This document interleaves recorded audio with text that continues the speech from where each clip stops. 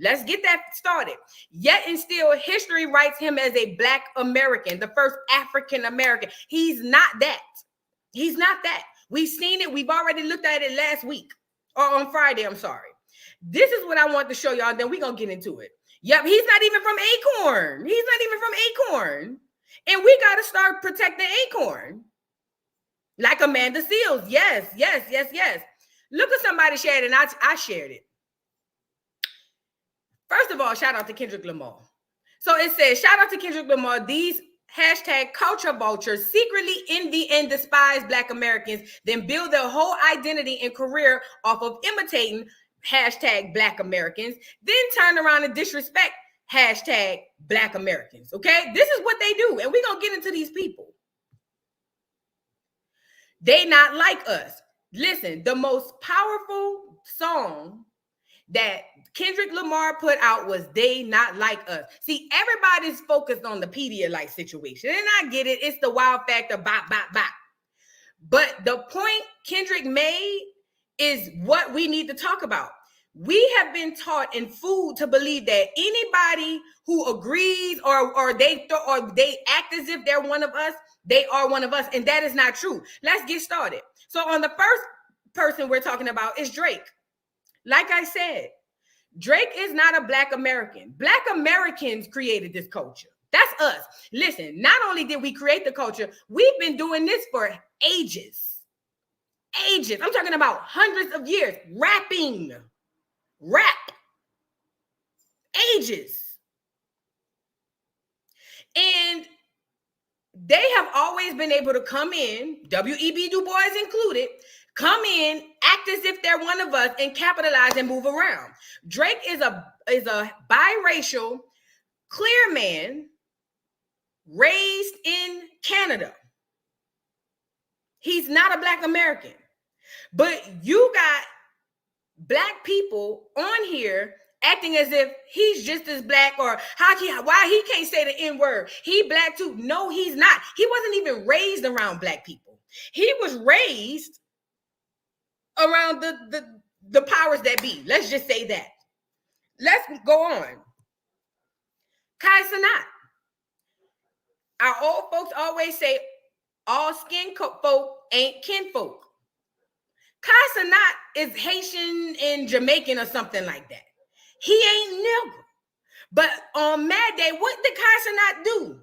Tell Black Americans you don't have no culture. Whole time, his whole identity, he not over there with the Haitian music and with the Haitian culture, and he don't do that on his pod. His whole identity, the way he dressed, his hair, his clothes, the way he talked, is ours. And we think because we were told, oh, he got this skin color, he's got to be us. He's not one of us. They not like us.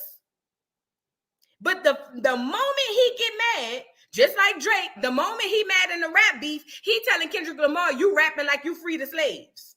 What you mean? Same with him, Kai Cenat. The moment Mad Day come, y'all ain't got no culture. And to be honest, I've told you guys this before. We don't have no culture because we give it away to everybody. We don't gatekeep nothing. And listen, I heard that too, and I think Busta is on here. Somebody said the Jamaicans online saying that who said that? Let me go get it. Because I heard that too. And I went off on Busta Rhymes for saying that duck stuff.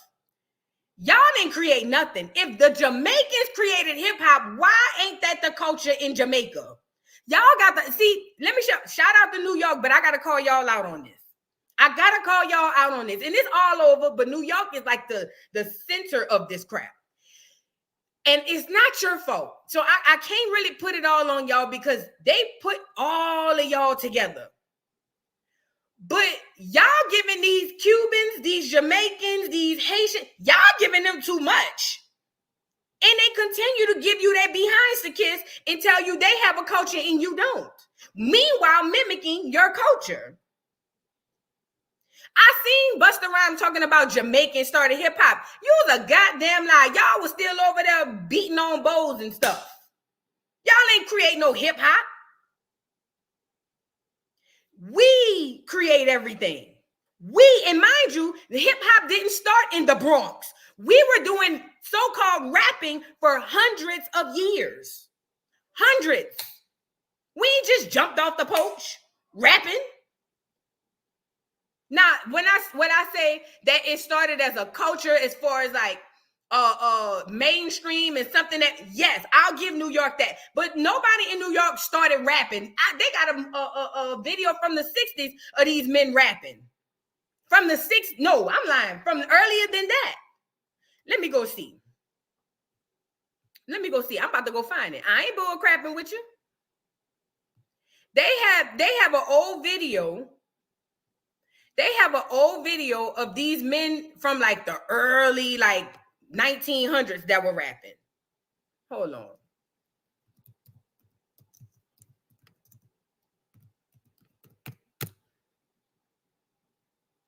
And these were people from America.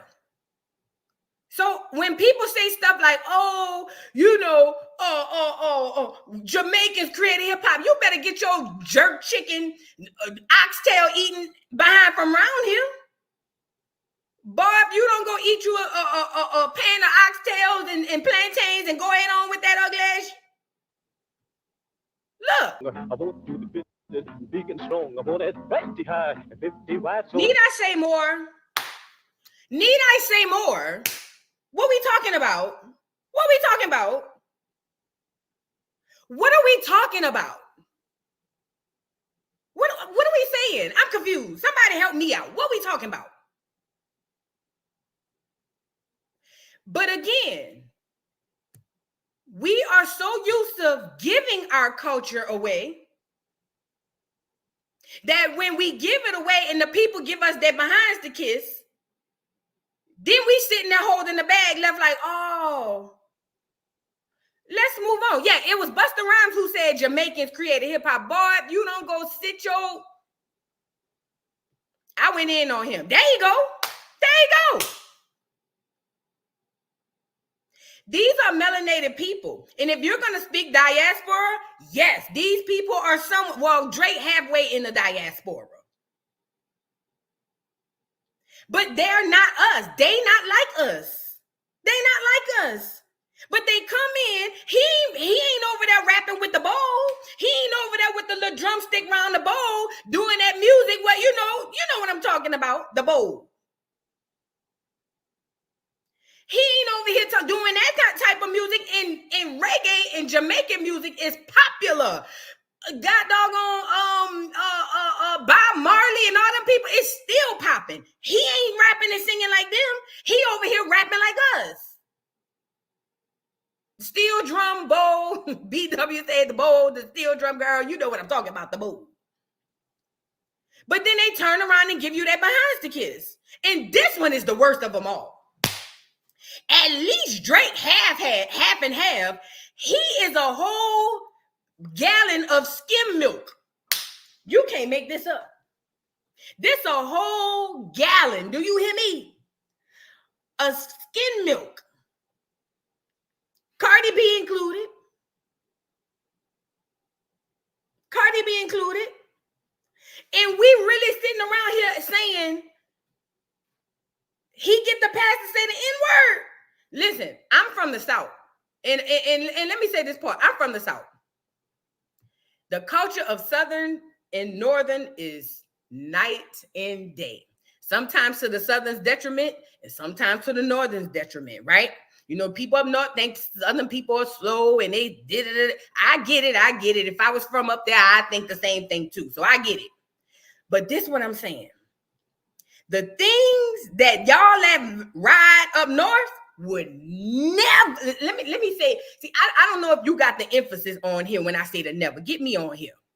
The things that the northern people from up north would never. This dude right here saying the N-word. Girl, please. Cardi B, girl, J-Lo, girl. Evelyn Lozada, girl. Never. It would never happen. I just had to say that part. And I don't know if it's the whole North. I just know there's a place called New York. And again, it ain't all y'all fault because y'all, they put everybody in one box, in one area. And for real, y'all really do think, because I'm telling you, my ex from Jersey, I used to ask him why they let people like them get a pass to say the N-word. And he said, well, they treat them like the same. We all grew up in the same projects, but it don't matter. You're not them and they not you. Not to mention, he don't give back to no black communities. He done created something for the Puerto Ricans out there. He don't give nothing back to the black community. And we really giving him the pass? Man, look.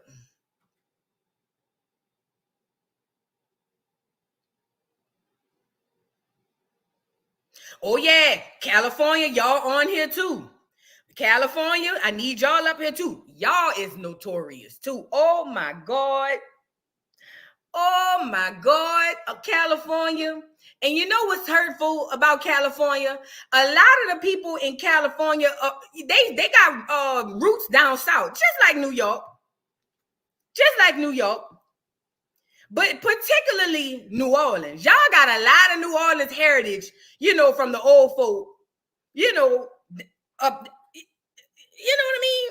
Because I know people today, oh, great-grandfather, grandfather, oh yeah, we stayed out in California, we got people, and y'all be letting them Mexicans and them Asians, oh my God. And y'all really don't think nothing wrong with it. I was listening to Whack 100 over there on that other colonizers podcast. What his name is, the one who liked to watch his old lady get smashed by Negroes. And I'm watching them talk. And I'm over here saying, you can't be serious. That's a West Coast thing too. California, I got to call y'all out. It is one of your, Adam 22. Thank you, Great T. It's insanity to me. I couldn't, oh my God. Oh my God. Oh my God. Oh my God. Yeah, Jade and Alexis, I dragged her pie face ass for it the same way. Girl. Hit the like button, please. Hit the like button, please. But we got to talk about this. It is time, more than any time, that we start to gatekeep.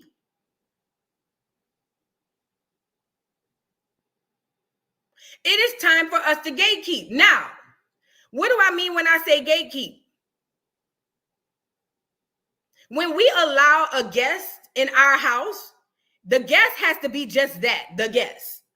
But to take on our identity and we champion these people and put them up above us, we can't do that no more. We can't roll like that no more. We can't roll like that no more. That can't happen no more. Because again, but we have to choose a side. It ain't gonna be, you can't have one foot in and one foot out. This is the thing about it. Either we gatekeep or we don't. There's no halfway gatekeeping. No. And again, I'm not saying that these people can't practice the culture, because do what you want.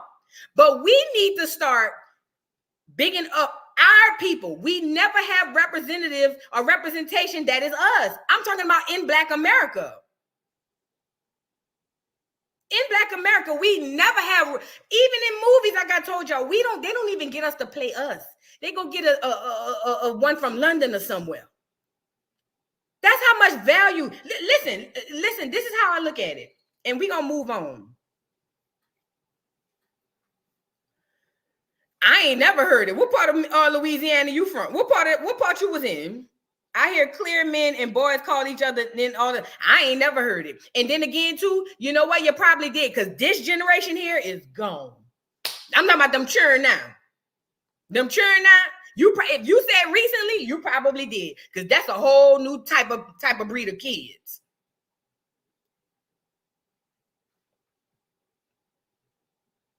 But we have to gatekeep, and we have to stop pedestalizing these people. But this is what they do. This is what they do. What part of Louisiana y'all in? Because it damn sure, I tell you where it ain't, New Orleans. I tell you where it ain't. I tell you where it ain't. Again, that's why New Orleans is separate from the state. But what part of Louisiana y'all in? Because I tell you where it ain't. New Orleans. Girl, please. It ain't in New Orleans. I don't know if it's over there where the people eating snakes in Cajun areas and all of that. I don't know. But I know where it ain't.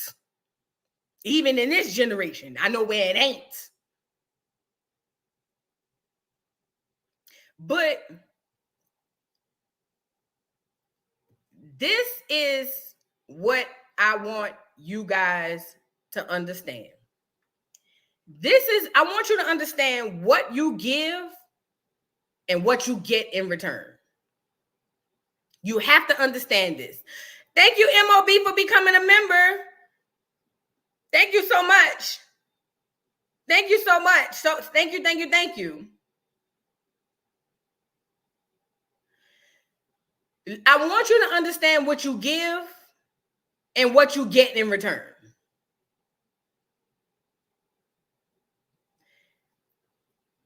Black Americans, and this is not separatism, I just got to say this part. Black Americans, thank you, HTXX. How do you say your name? HTXBB. Thank you, HT, for becoming a member. Let me say this part.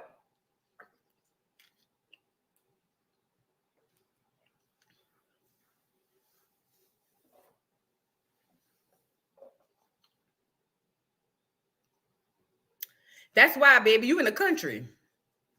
Donaldsonville? That's the country. It makes sense. I believe you. In Donaldsonville, girl, you in the country.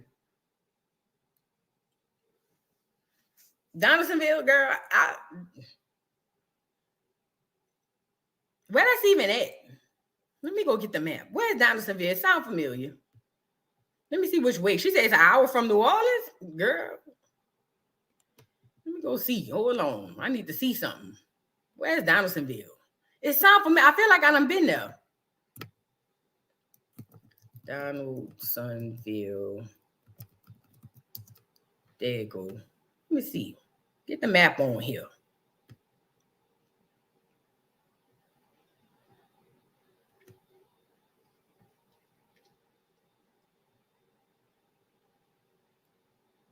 Hold on.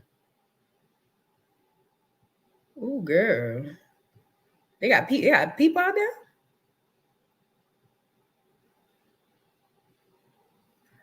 Okay, this is Metairie, so that's not New Orleans. This is New Orleans. That's an hour away? Ain't nothing out there. Y'all probably be saying all kinds of stuff. Ain't nobody out there. Oh, Lord. Oh, God. Yes, an hour away, 66 miles, Chef. Oh, that's going up toward Gonzales. Gotcha. You know where I thought that was? No shade. But I thought that was along the bayou. And it is along the bayou, but I thought it was like going over here, cut off and all of that. You know what I'm saying? Girl, no wonder. No shade, but you know what I mean? Nothing surprises me in them. Who call it baby New Orleans? Girl, y'all is a lie. Now you saying anything. Penny, go lay down, girl. Penny, stop. Penny, now you got to stop now. Girl, wait. Penny said they call it baby New Orleans. Girl, stop now, Penny.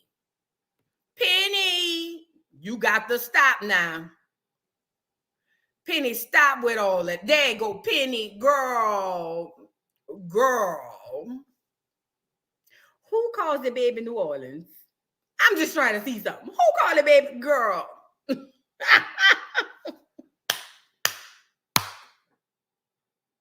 I hear you actually say that's my sister. I'm just saying who calling it. I'm not saying she lying. I'm just saying who is saying it. You know what I'm saying? Like, who is the people? Because we don't call it that in New Orleans. So what I'm trying to say is, I'm just trying to ask, who is the people that's saying The whole parish. What parish is that? St. John? What parish is that?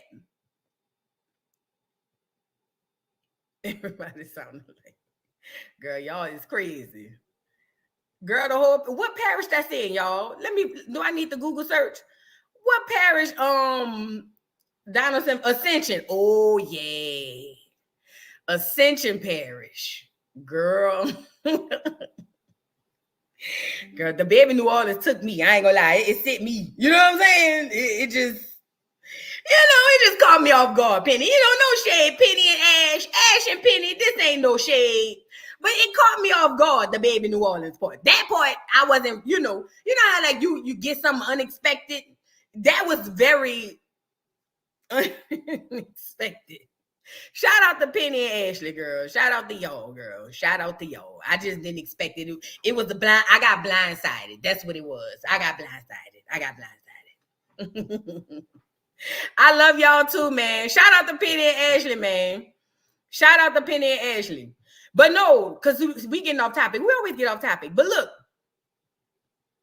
we have to start gatekeeping. But this is what I want to tell y'all so we can move on. This is what I want to tell y'all.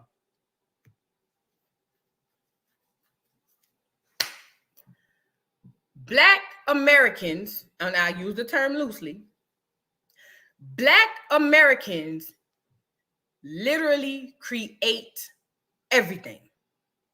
Socially, I seen this clear man was on there talking about, I forgot what, I don't know why I even clicked on his video, but it had nothing to do with the culture, and he was talking about tea. Oh, the clear man who video I showed y'all, who was interviewing the girl who said that she was the madam for Diddy. On that video, he was like, I know you got a lot of tea to spill. And I'm sitting over here saying, tea? You create the culture. If you do not exist, the world stops. They know that. You don't know that. So this is what they do, right? What they do is they say, okay, boom. In order for us to continue to capitalize off of these people, we have to make them think that it is a good thing to willingly give us their culture. It will not work if they think that they should have their own stuff, because if they think that, then we won't be able to make money. We won't be able to capitalize. We won't be able to eat different. We won't be able to. So this is what they did. It's almost like boot camp, military boot camp. This is what the people did.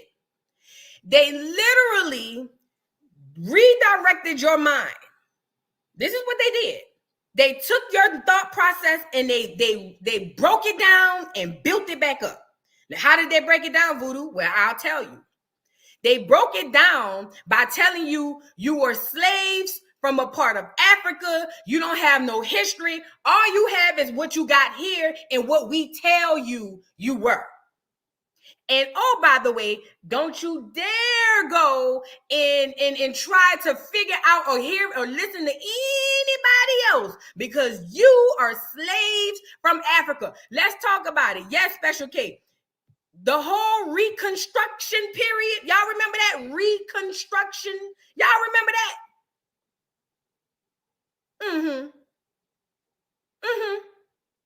The word itself is self-explanatory.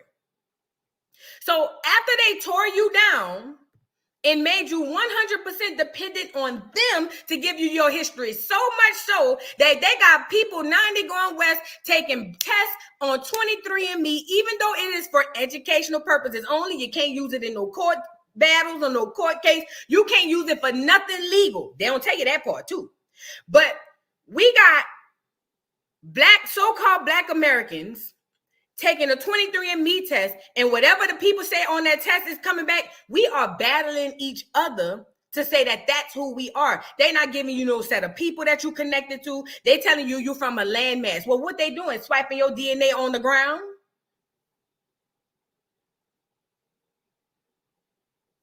Real question.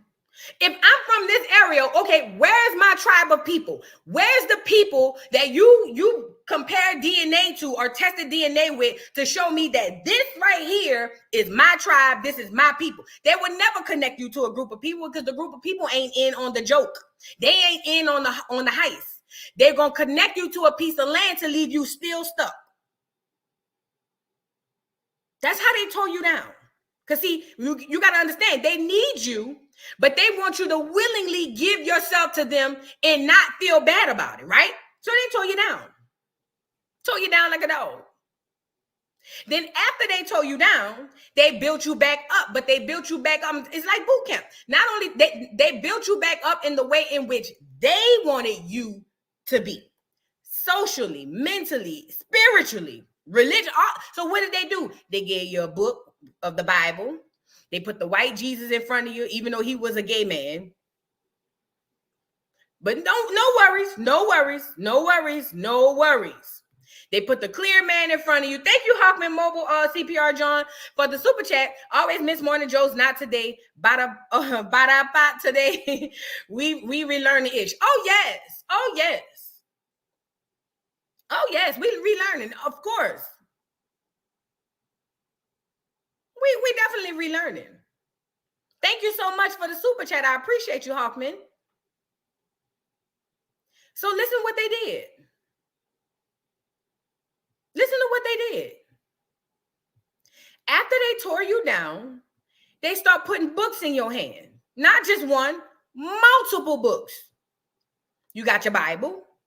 So you got a group of them following the Bible and gave you the clear Jesus to worship. So much so subconsciously, you fear the clear person walking in front of you because you subconsciously fear the clear Jesus that was hanging up behind you. Right? Then they gave you history books in school. And they told you, hey, we know who you are. Don't listen to your mama. Don't listen to your grandma. Don't listen to your great grandma. Who cares what they say? They don't know. We know who you are because we are your gods. So with that being said, you listen to us. You don't listen to nobody else. Outside of the book, they then separated the way you think by separating religions. All of them religions are backed by the clears. All of them. Christian, Jehovah Witness, Baptist, Catholic, what's the other? Hebrew Israelites, backed by the clears. What's the nigga down there in Florida who introduced it to the people, the first Hebrew Israelites? He ended up getting popped upside the head because he had them men like a coat out there unaliving people. What's the nigga name? He used to have his hair wrapped up. He ran the first coat. Y'all know who I'm talking about. He was backed by the clears. Even people in the movement were saying they didn't understand how he kept getting all this money, where he was getting all this money from. He was backed by the clears. Malachi York, that's his name. That's his name. It's Yahweh ben Yahweh. That's his name. Not Malachi, him too though. Him too. It's Yahweh ben Yahweh. That's who I'm talking about. Who said it? Somebody had it up here. There you go. There you go. Hold on. Damn, I just had it. There you go. Yahweh ben Yahweh. That's who it was. That's who it was. Let me show you the nigga. Let me show you what the nigga look like. Let me show you the nigga. Hold on. Let me show you the nigga. I ain't bullshitting. I ain't capping with you. I'm gonna come with the receipts. Show you what this nigga look like. I don't know how you spell that shit. Yahweh. Oh, there you go. Yahweh ben. There you go. Let me show you what this nigga look like. This nigga had a whole coat. This where this shit come from. There you go right here. Look, hold on. Backed by the clears, mind you. All of them are, though. It's not to single out the Hebrew Israelites. All of them are. Backed by the clears. Look. Look at this nigga. Here. Yeah, they tried to take over Miami. Yay. He had niggas literally running around unaliving people for him. Look him up. Y'all think I'm bull. Look him up. Yahweh ben Yahweh. That's his name.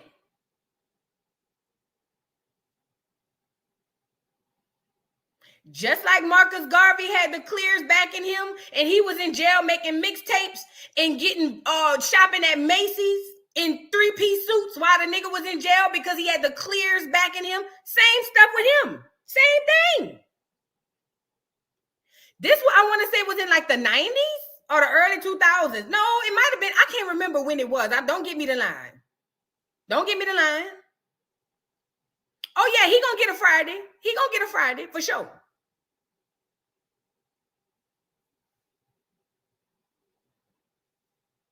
He gonna get a Friday.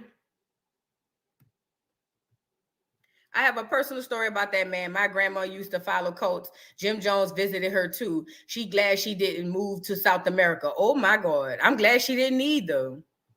And they ain't have a lot of black people following Jim Jones, but I'm glad she didn't either. Oh, listen, he believed that he was God. He was the Messiah. He was the Christ.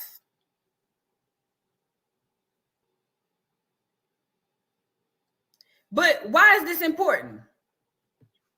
They use everything that you have been taught is backed by them. Even W.E.B. Du Bois. We talked about him. But they're tricking you into believing that it's good to give them your culture and they be up at the top with the money and you down here at the bottom scratching and surviving. So they tore you down, build you back up in the way in which they wanted you to be built up, separated you so you can't come together and realize that them people playing in your face.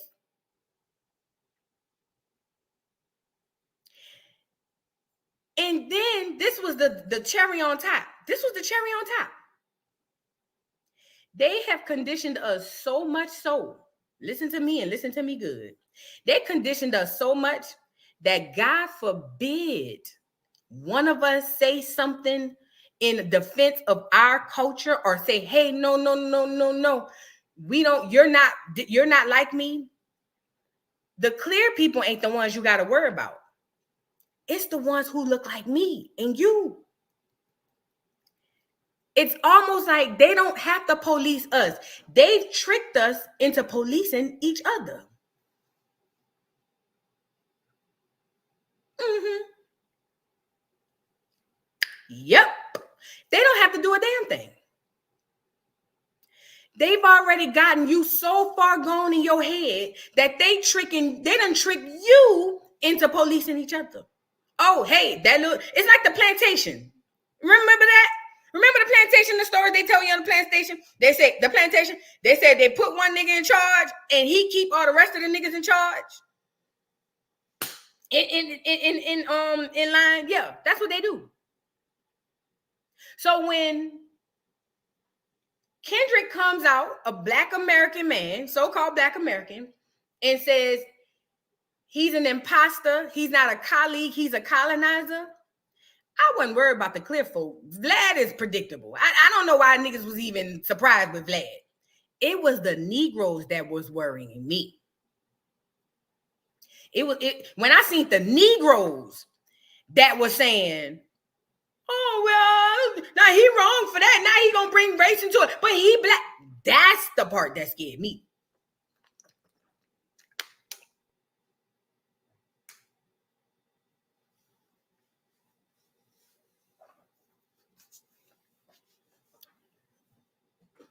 And guess what? The biggest person, listen, hold on. Guess who's facilitating this? Like W.E.B. Du Bois. Guess who is facilitating this whole thing?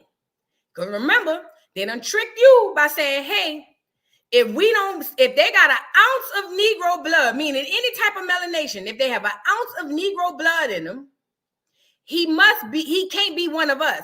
We done took that and flipped it and said, well, if they don't accept you, you must be one of us. And because of that, any person with any type of melanation of any sort, we have been conditioned to believe that they are one of us. Not only are they one of us, but we need to prop these people up like crazy because these people are for us. Yes, we did. So much so, you got Kendrick Lamar and Drake beef, and look who's facilitating it all.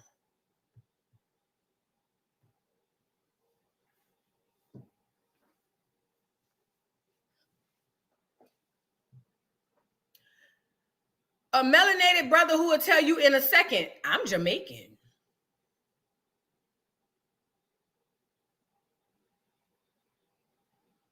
I'm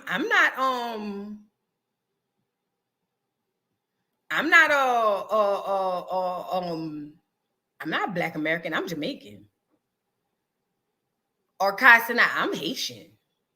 And these the ones running the culture. Under the guise that they are you, like W.E.B. Du Bois. Same shit, different toilet. Because we have been tricked to believe we've been tricked so it could benefit everybody except us. Did y'all catch that part? We have been tricked to give our culture away so much that it benefits everybody except us. And God forbid one of you niggas get out of line and say, wait a minute, he not one of us. Here come the niggas on patrol. You being racist, you can't say that. He is one of us. We are the same. They don't have to say nothing. We gonna do it.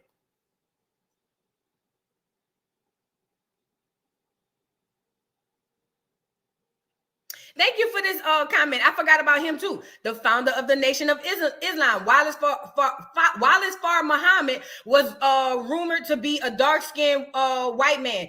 That was a white man. That was a clear man. Why you think why you think after, you're right though. Listen, after a while, they wouldn't even let the man come out. Nobody would even see him. And then this is how they tricked the Muslims. They made them believe, oh, if you were privileged and honored to see him, you must be one of the chosen or the good ones. Farr Muhammad was a clear man. Not only was he a clear man, he was a clear man who was a criminal, who recruited the so-called honorable Elijah Muhammad, who was a biracial Drake Drizzy, and propped him up in front of all of us and told them he was nigger, and he ain't. And see, and then they were going to get Brother Malcolm to do the same, but Brother Malcolm was the catch-22. Brother Malcolm was the wrench, the version in the plan. See, he was supposed to go along to get along like us, but he ended up waking up and realizing this some bull, and he put the wrench in the whole shit. They listen. In my opinion, they didn't want what's his name, Louis Farrakhan, because if they did, he would have been in the seat. He was the second option. He was the backup plan. Malcolm was the plan. You see the pattern? Clear, biracial, foreigner. Because what's his name ain't American Negro. Louis Farrakhan. He ain't from Acorn. Did you know that? Did y'all know that? Did you know that Louis Farrakhan ain't even from Acorn? Tell me you knew that. He ain't even from Acorn.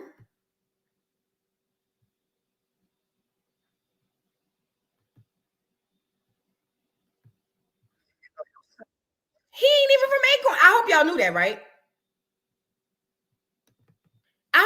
right? Louis Farrakhan ain't even from Acorn. Yes. corner, just like DJ Academics, just like Kai Sinat, just like all of them niggas. Fuck all that. Acorn. Hold on. He ain't even from Acorn. He not. Y'all didn't know that, huh? You know why we didn't know? And I didn't know it either. I'm just finding out the last year or so. You know why we didn't know? Because we were taught, hey, if it looks like a duck and it walks like a duck, God damn it, quack, quack. But he ain't even from Acorn. And this our leader, backed by the Clears.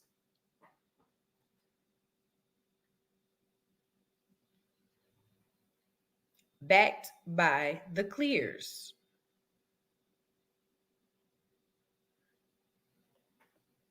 One thing I will give the Muslim community, they do know how to if of all the religions, as far as helping the community, I would say the Muslims are the best ones of all of them. Discipline wise, health wise, like I would say on the surface. Again, I ain't never been no Muslim, but discipline wise, yeah. And look, the one who was from Acorn, what's his name? The black dark-skinned brother who used to go on Phil Donahue and used to let them people have it. What's his name? He ended up unaliving all of a sudden. Y'all know I'm bad with names off the cuff, so don't drag me. I know who he is. I'm seeing his face. Dark-skinned brother. He was under Farrakhan too. But then Farrakhan got him up out of there. Somebody gonna put it in the chat. Khalid Muhammad. That's who it is. Thank you, Chocolate Bunny. Thank you, Chocolate Bunny. Khalid Muhammad. The one who was from Acorn. Well, you gotta go. He got to go. Hell no. They won't even allow you to be in charge of you. Can we talk?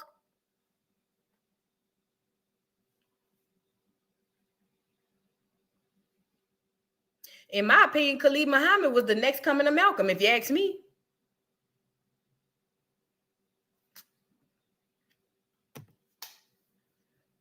Brother gone too soon. Because how dare you be in charge of you? We don't want you to get the idea that you have any autonomy over you. Hell no.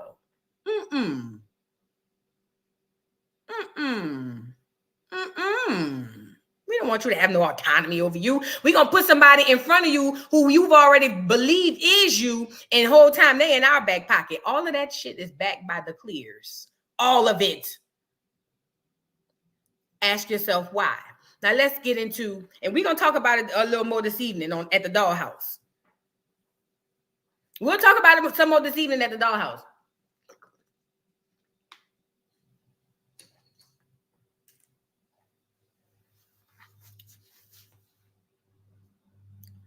Nikki said Farrakhan cosplayed his way into an HBCU, then left and pushed NOI to the rug. Kamala Harris as well. Barack Obama as well. And guess what? Guess who else just did it and we didn't even catch it? Under our nose. Drake did the street HBCU. See, when Kendrick was in his album and he was talking about how he had to go to Atlanta to get his style, and he was talking about how in Atlanta at one point what they would do is the settlers, which were the clear folk, they would get somebody to come in and use everything from the culture vulture, and then they put that person in front of you.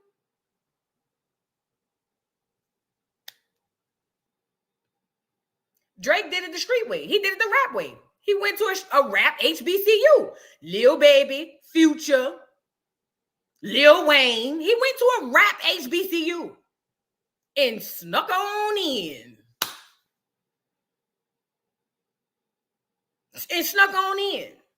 And again, let me be clear. I'm not telling you this, guys, so that you guys could feel away. I'm telling you this so you can be educated to know the difference. Because once you spot the difference, you understand what's behind it, what these people is trying to do. Who are these people? What is you understand the motives. And when you understand the motives, you can defend yourself way better than being blindsided.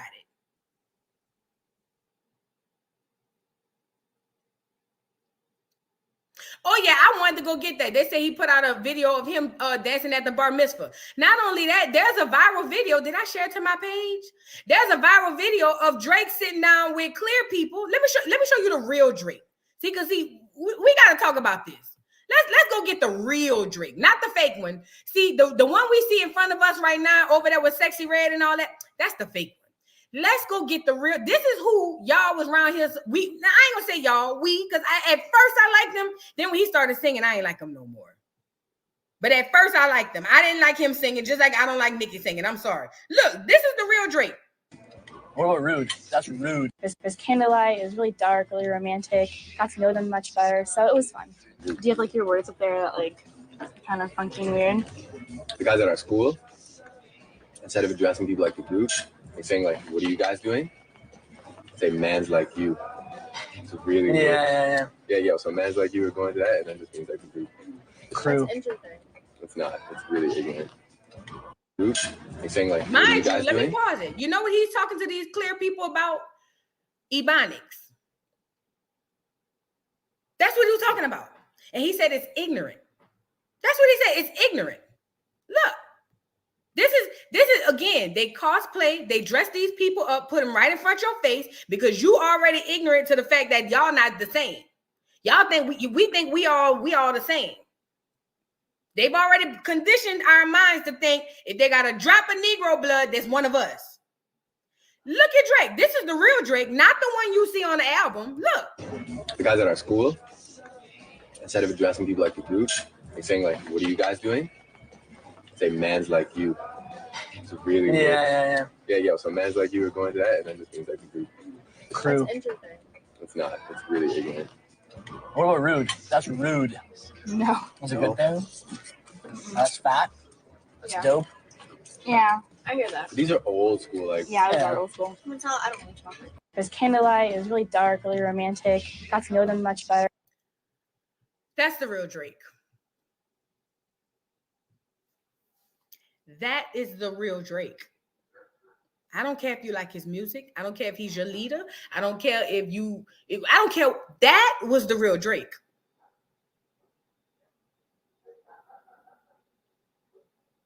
He's just good at cosplaying. And if you ask me, he's latching on to Sexy Red because see, at first I thought Sexy Red was trying to latch on to him, but then I thought about it. Drake kind of was like, he kind of in that era or that class of hip hop that's kind of dying out. Drake is using Sexy Red to stay relevant too. Hell, he in one of the discs, he said, "Hands on your knees, hands on your." He's doing exactly what Kendrick said he did down in Atlanta. He's leeching, lurking. He's sucking dry the culture so that he can go back and use it to benefit himself. You know he ain't of the culture. Who did he procreate with? See, I don't care who he dated. Who did he procreate with? Who did Drake procreate with?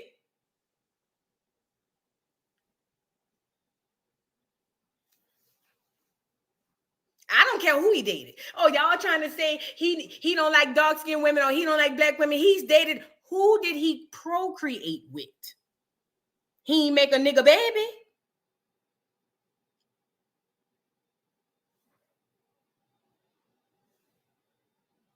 Dating you ain't enough. Who gonna get the heir to the throne? Who gonna get the heir to the throne? That's what real question. When Drake transitioned up out of here, right? Because black people weird. We don't think like that because we don't have that type of mindset, right? When Drake transitions up out of here, right? And he has an heir to his throne. Because unlike us, Drake gonna get his money because his mama is in a community that makes sure that happens. Drake gonna get his money Because Drake belongs to a community that's going to make sure that that happens. Okay?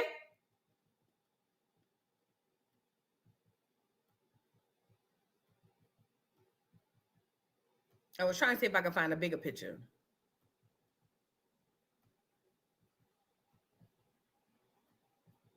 But I tell you what, whenever Drake, hold on.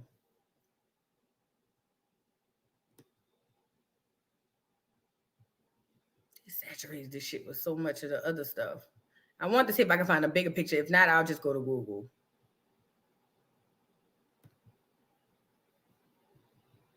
You got to see this in real, you got to visually see it, because that's the only way you'll understand it. You have to visually see it.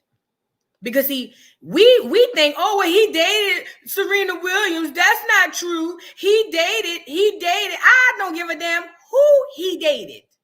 That don't matter to me. That I don't care about that. I don't care who he dated. When Drake take his final dirt nap,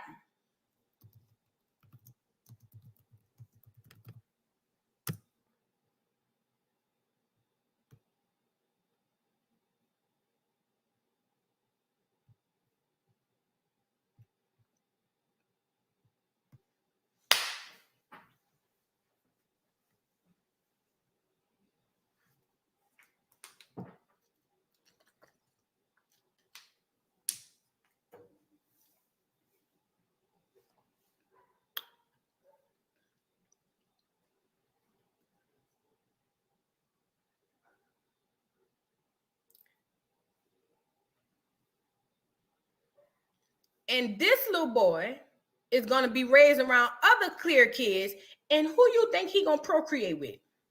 I'll wait. And who you think that money going to recycle through? I'll wait.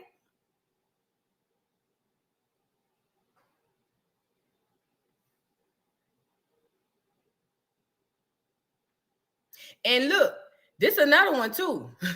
Philly John said, manly looking porn star. Listen, don't be fooled. Rich clears, don't play that.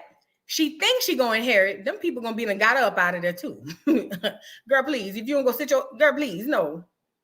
As long as she raising the baby, she gonna be straight. But see, after that, she ain't getting none of that. She was just a vessel. See, they think different from us. See, we think you're supposed to fall in love and have babies, and it's supposed to be all about love. That's why we be in the situations we in as black folk. They gonna get her up out of that too. Didn't you see him do it to Anna Nicole? Remember when Anna Nicole was trying to get that money from that old clear man, and that man's son came in there and said, over my dead body, she won't see a penny of it. They were all clear. Because see, over there, they have a status thing too. She ain't gonna get nothing. Long as she raising the baby, they gonna make sure she's straight, woo. But she ain't gonna walk away with nothing. Oh no, you trash. Oh God, no. God, no. Girl, Anna was windmilling till her arms came out of socket. Princess Diana, ooh, that's another one. Princess Diana. Girl, them people don't, girl, please. Girl, please. Girl, please. Them people don't play like that. Them people don't play like that. And you know what? You're right. Her son might set her up, but it's going to be through the son. He might. Girl, them people don't play like that. Them people don't play like that. See, that's why I keep telling y'all, race is a poor man's game. Rich people don't play like that. Girl, well, we don't care what color you is. You ain't on our level. You not status with us. So, girl, bye. Bye, Anna Nicole. Bye, Princess Diana. Bye. We don't care. Girl, please. That's for the poor people. We let them deal with that down at the bottom. Over here, up here, we don't play that. Girl, we don't care what color you is. If your status ain't, you got to go. Oh, no. We work through a class system over here. We don't play that. No, girl, please. We would never set you up to make sure your kids is this, that, and the third, and you're nothing but a lowly P-star. Please. Why would we do that? Girl, no.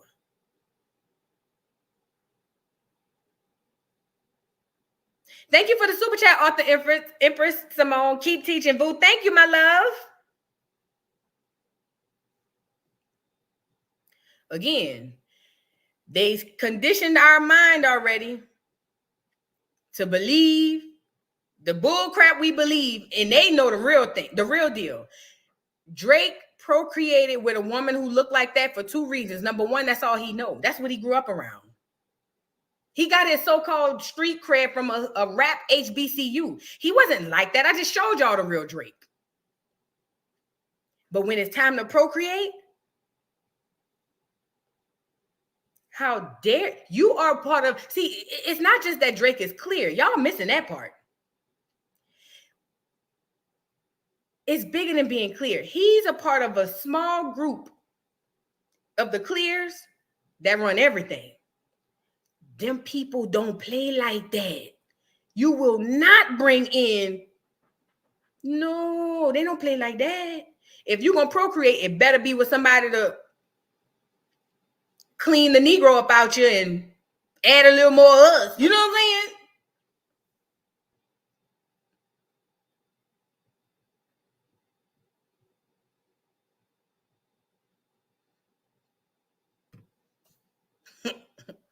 We the only ones think about love. Love. So many things I tried to tell you. Now we can't stand the baby daddy. Hate the nigga. Can't stand him, wish we never had churn for him.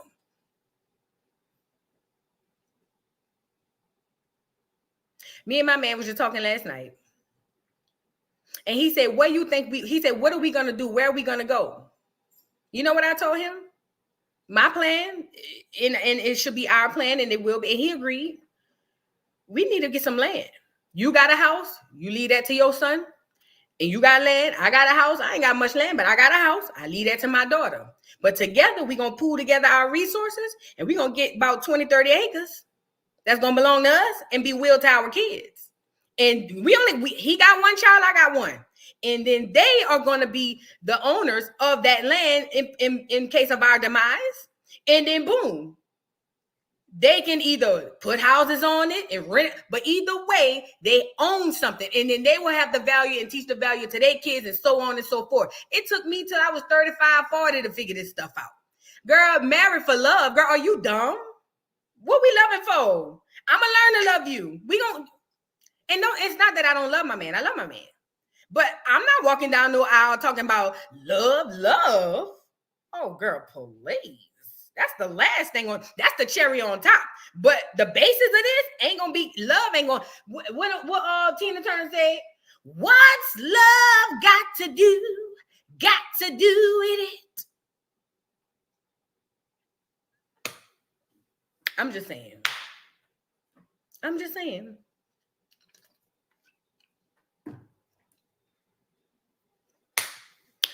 Anyways, let's get into what's this man name?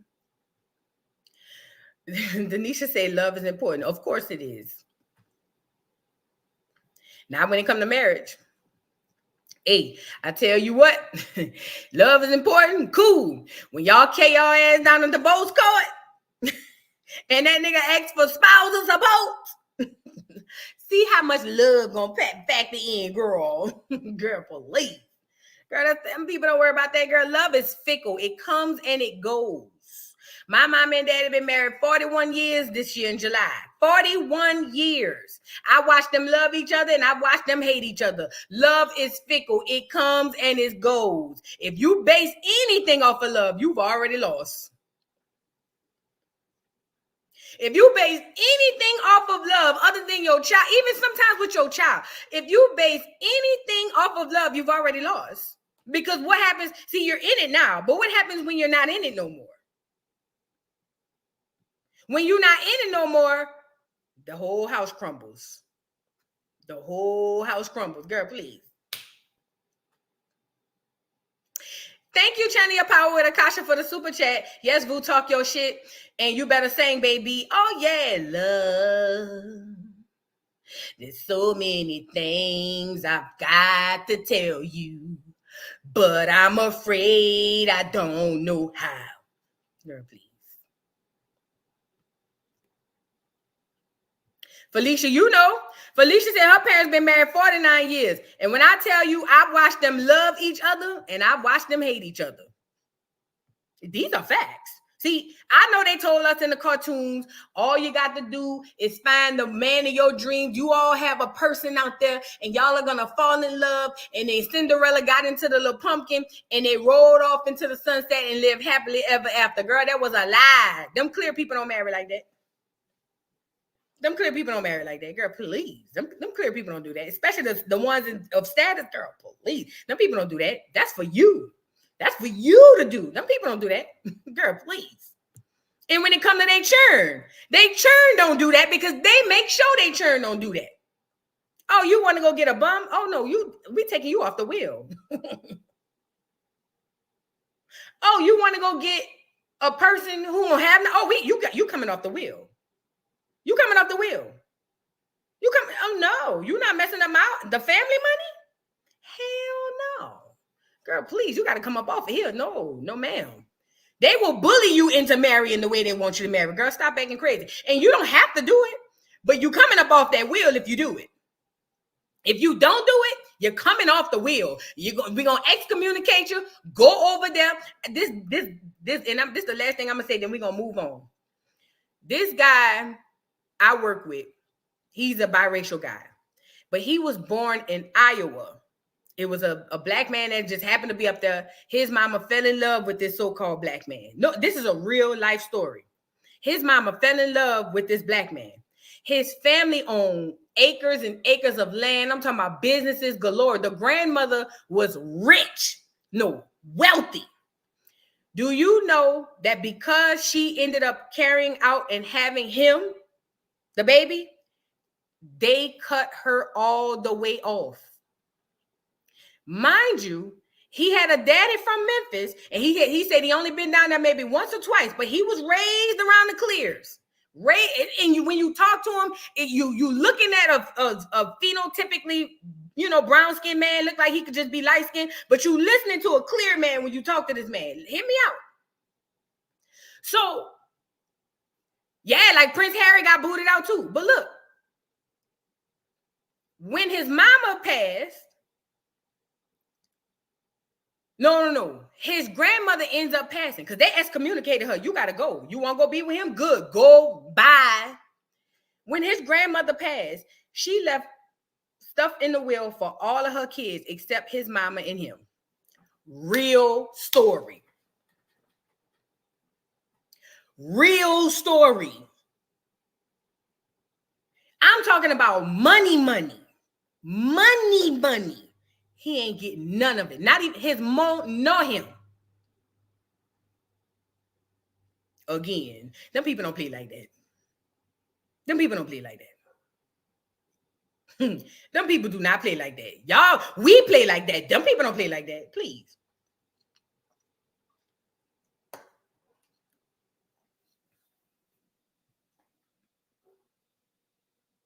Them people don't play like that. Girl, somebody say he can contest the will. I hope he got enough money to do so.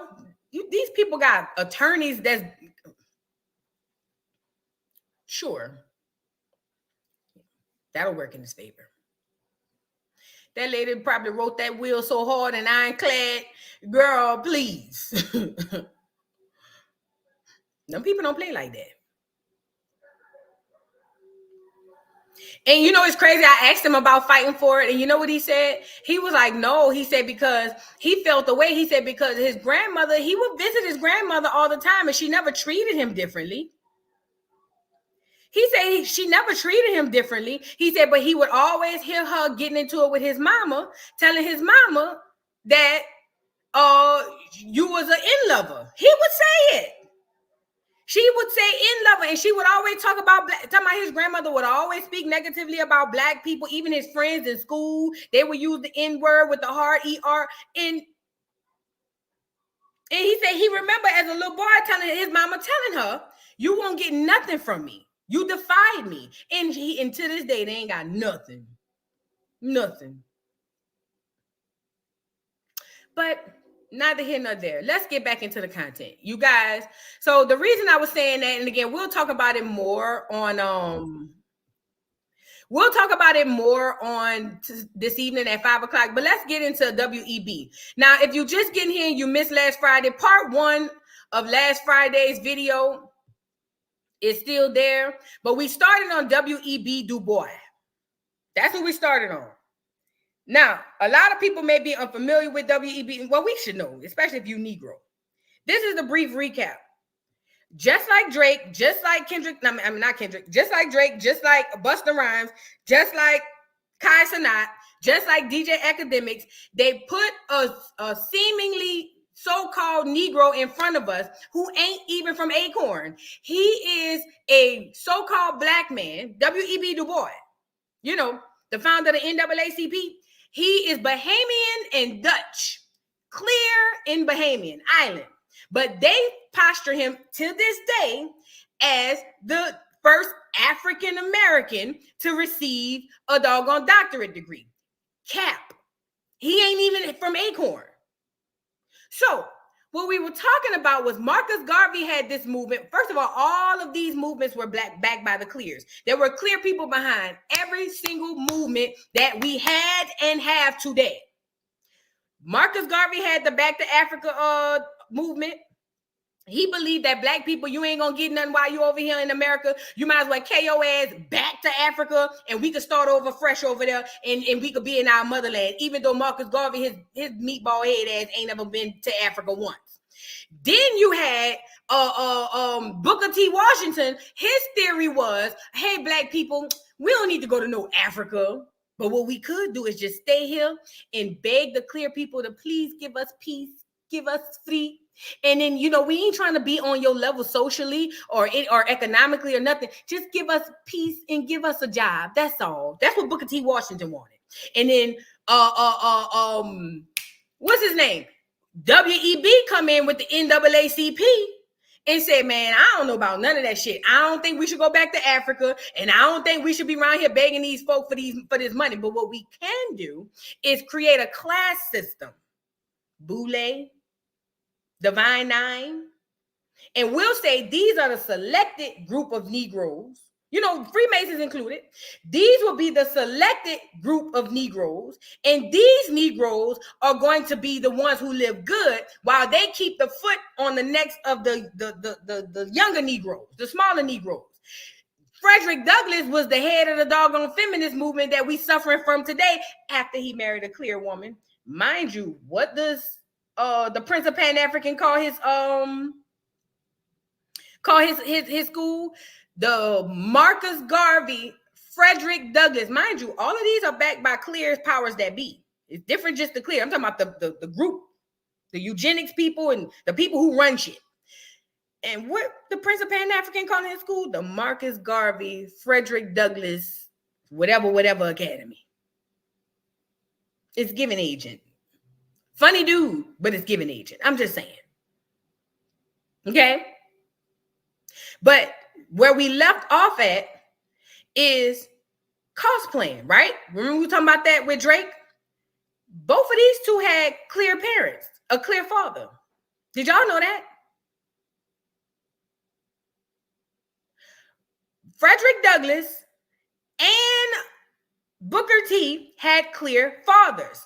Marcus Garvey was from Jamaica. He ain't even from Acorn. And W.E.B. Du Bois was from Bahamas and of Dutch descent. He ain't even from Acorn.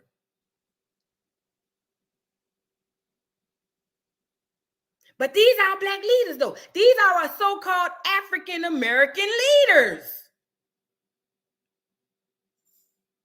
Remember, they would never let you be a leader of your people. They got to put people in front of you who not you, but look like you, because you're going to think they you, and they going to be the ones who take over. Shout out to UBT, because this is the documentary we were looking at. Oh, yeah, Sheila. Yes, ma'am. Yes, ma'am. See, you got to understand. You got to understand.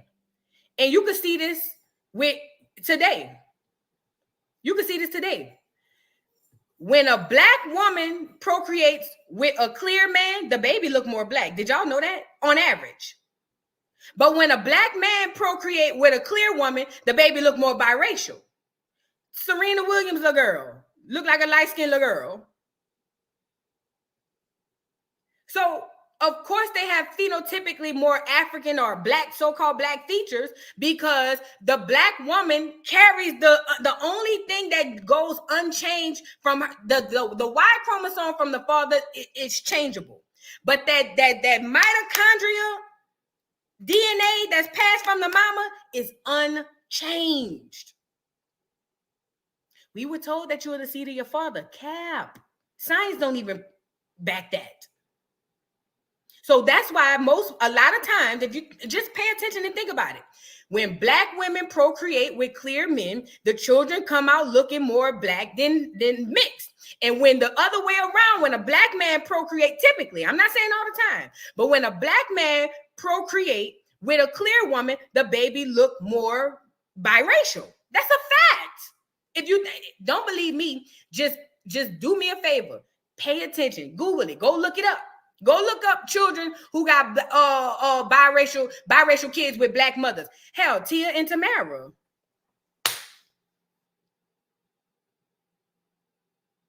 Jussie Smollett and Journey Smollett.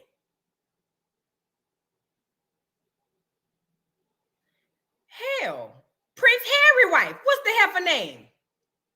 What's the heifer name? Prince Harry wife. What's the girl name?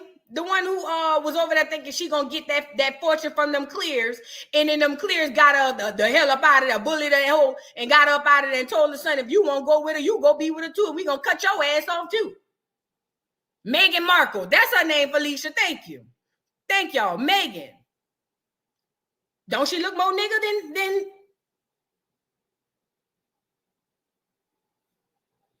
Lenny Kravitz is another one. Yes, ma'am. Yes, ma'am. Are you tracking now? Are we tracking? So again, just like the clear people created donkeys through experiment, Tracy Ellis Ross is a good one too. Just like the clear men created donkeys through experimenting with a horse and a doggone mule and made a donkey, you don't think that was strategically orchestrated to do just what it do? To do just what it's doing? Think about it. If they could create a donkey, you don't think they sat back and was like, yo, let's see how the baby will look if we get a black woman with a clear man. Put them together and let's see. And let's do a bunch of them to see what they look like. You don't think that happened? You crazy.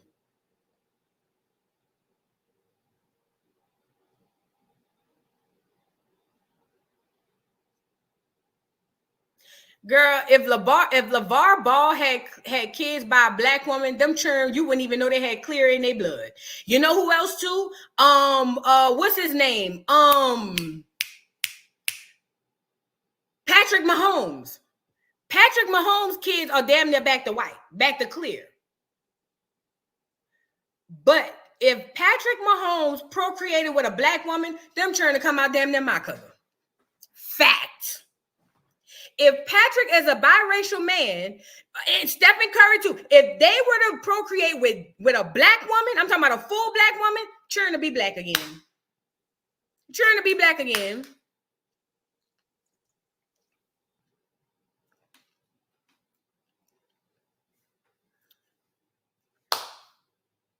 But you the seed of your father, girl, bye. Anyways, let's get back into it. Shout out to UBTV.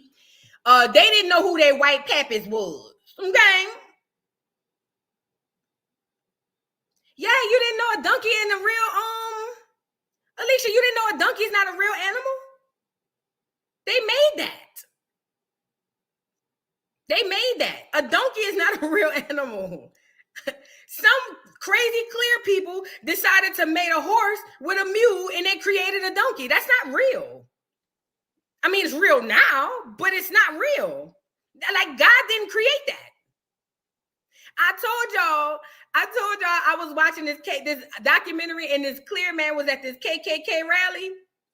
Yo, this nigga had me weak.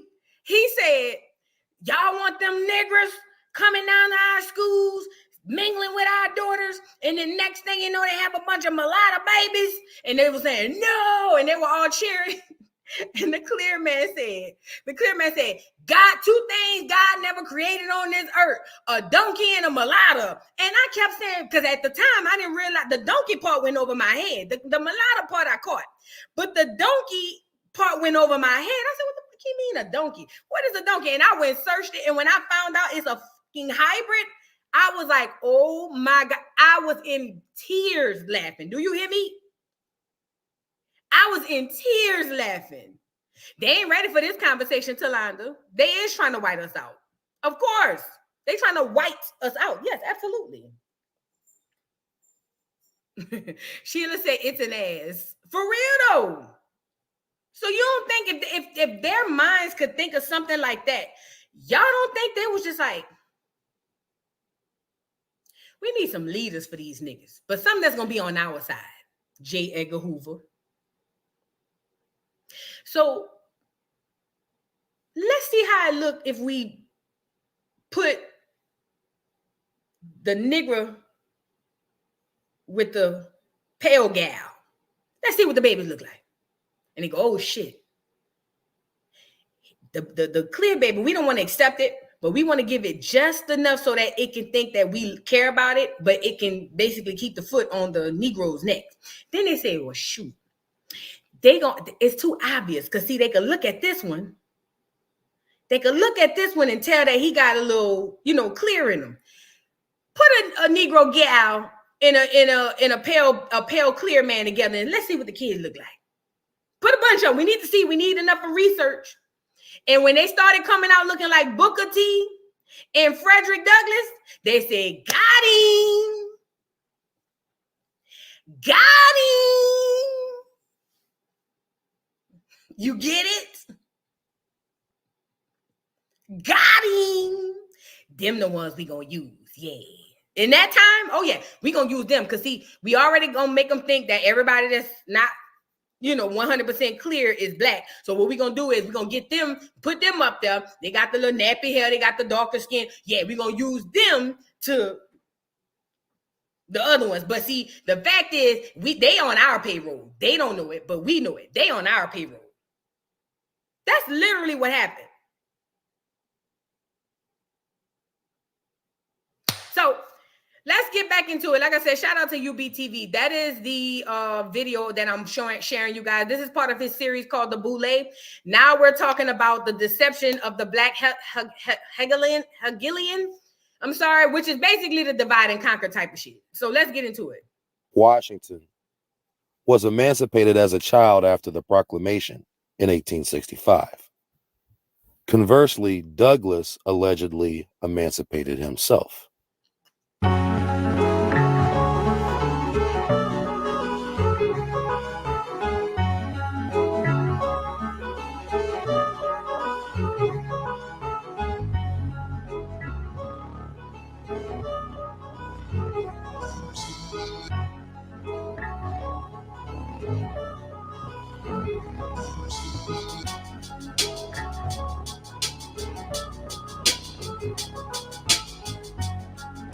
Well, let me add this too.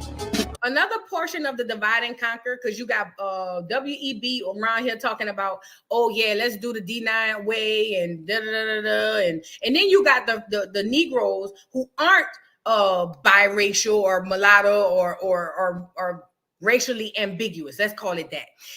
We need to among the working class Negroes too. This is what I believe the powers that be was saying. Amongst the working class of Negroes, what else we need? We need the Negroes within itself. They need to be under they need to separate too. So let's get a class of Negroes that's gonna be so-called better than the other Negroes. That's your Freemasons. If you ask me. Yes, Jasmine, it's all a pyramid scheme. And guess who's a Freemason? Coincidentally, it's just a coinky dink. Frederick Douglass. You get it? Okay. All right. Let's get into it.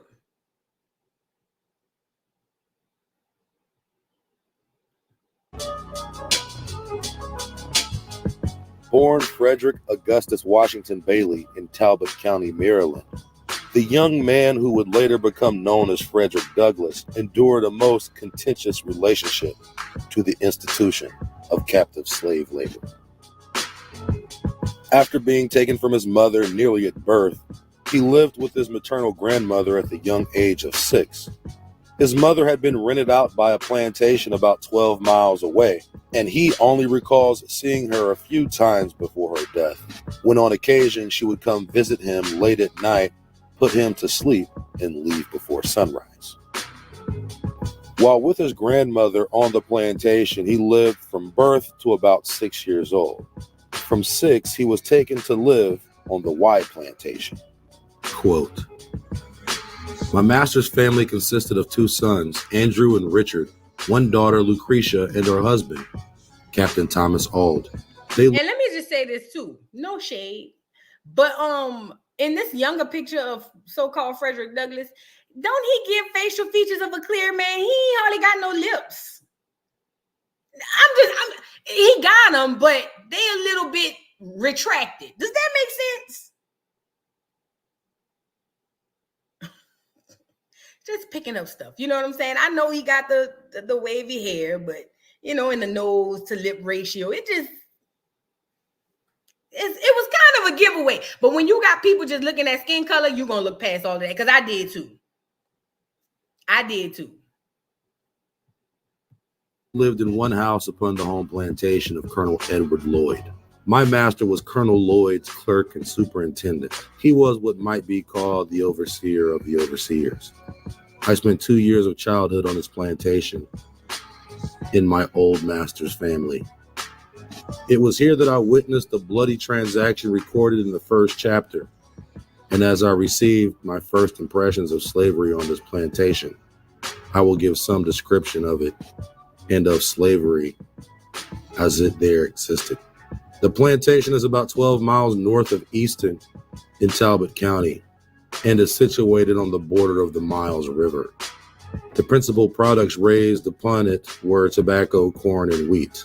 These were raised in great abundance, so that with the products of this and the other farms belonging to him, he was... Really quickly, a couple things. We're gonna go through how I call cap on Frederick Douglass' story, because this is Frederick Douglass in his what he believed to be or what he's saying happened, but I'm gonna call cap. We're gonna get into that. Mind you, he's a mulatto. But listen, for the people in the chat, some people were saying he looked Native American.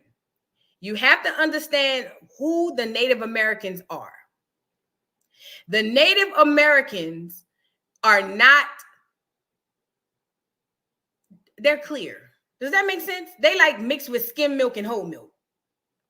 Those are Native Americans. They're not indigenous to this land. They're not indigenous to this land. That's why they're called Native Americans. You right now could be identified or classified because the definition. So when you say he looked Native American, you saying that he looked like them clear Asians that be running around here going, you know what I mean? So just so y'all, just for a little education purpose on that. So yeah, they look like the Mexicans too, Matt Q. Yes, they look like the Mexicans. Because you got to understand, a lot of that has real heavy Asian heritage. You see what I'm saying? A lot of it, you know, has real heavy Asian influence. Matter of fact, to be completely honest, they don't take the DNA 23andMe, the so-called Native Americans. I told y'all this before. They don't take that DNA test. They don't take that test. Why? They have been ordered not to take the test for a reason. Because if they take the test, then it's going to show y'all that they ain't even native to America. They Asian and clear.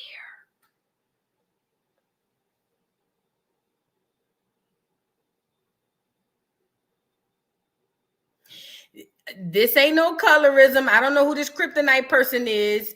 This is not colorism, nor am I promoting colorism or anything like that. We're talking about race, first of all, right now. We're not even talking about like, colorism, first of all. So this is not colorism. What I'm doing is shedding a light on something that has been put in the dark for so-called Black Americans. That's what I'm doing. So if somebody is not fully Black, they're not fully Black. It's science. I'm not saying it to be mean. It's just the fact. A biracial person is not a Black person. Scientifically, it is not. It's just not. And I should be able to say that without somebody saying something about colorism. In Kryptonian, you got a pyramid. I mean, not a pyramid. You got a the Egyptian stuff on your profile. You should know this. You should know this. Unless you believe them people that's over in Egypt right now is the real Egyptians. If so, I got a whale to say you. Hate light-skinned people though. Do you? I won't be involved. It's hateful and divisive any way you slice it. You sound clear. Let me get you off of here. Yeah, I'm gonna just go ahead and get you up off of here, Fed. Because you just want to be, you just want to be, you know what I mean? Like, I'm trying, listen, I don't care about light skin. We have light-skinned Black people. See, you're mixing colorism in with race, and that's your problem. Colorism and race are two completely different things. We're discussing race. I have light-skinned brothers and sisters. So I understand that light skin ain't the issue. The issue is they put biracial people in front of us and pass them off as Black, and they're not Black. You just want to be right. If you light-skinned and you feel played, I'm sorry, not sorry. Because I'm not talking about light-skinned Black people. What I'm talking about is actual biracial people that have been passed off as us, and they're not. So if you just want to play professional victim, that's fine.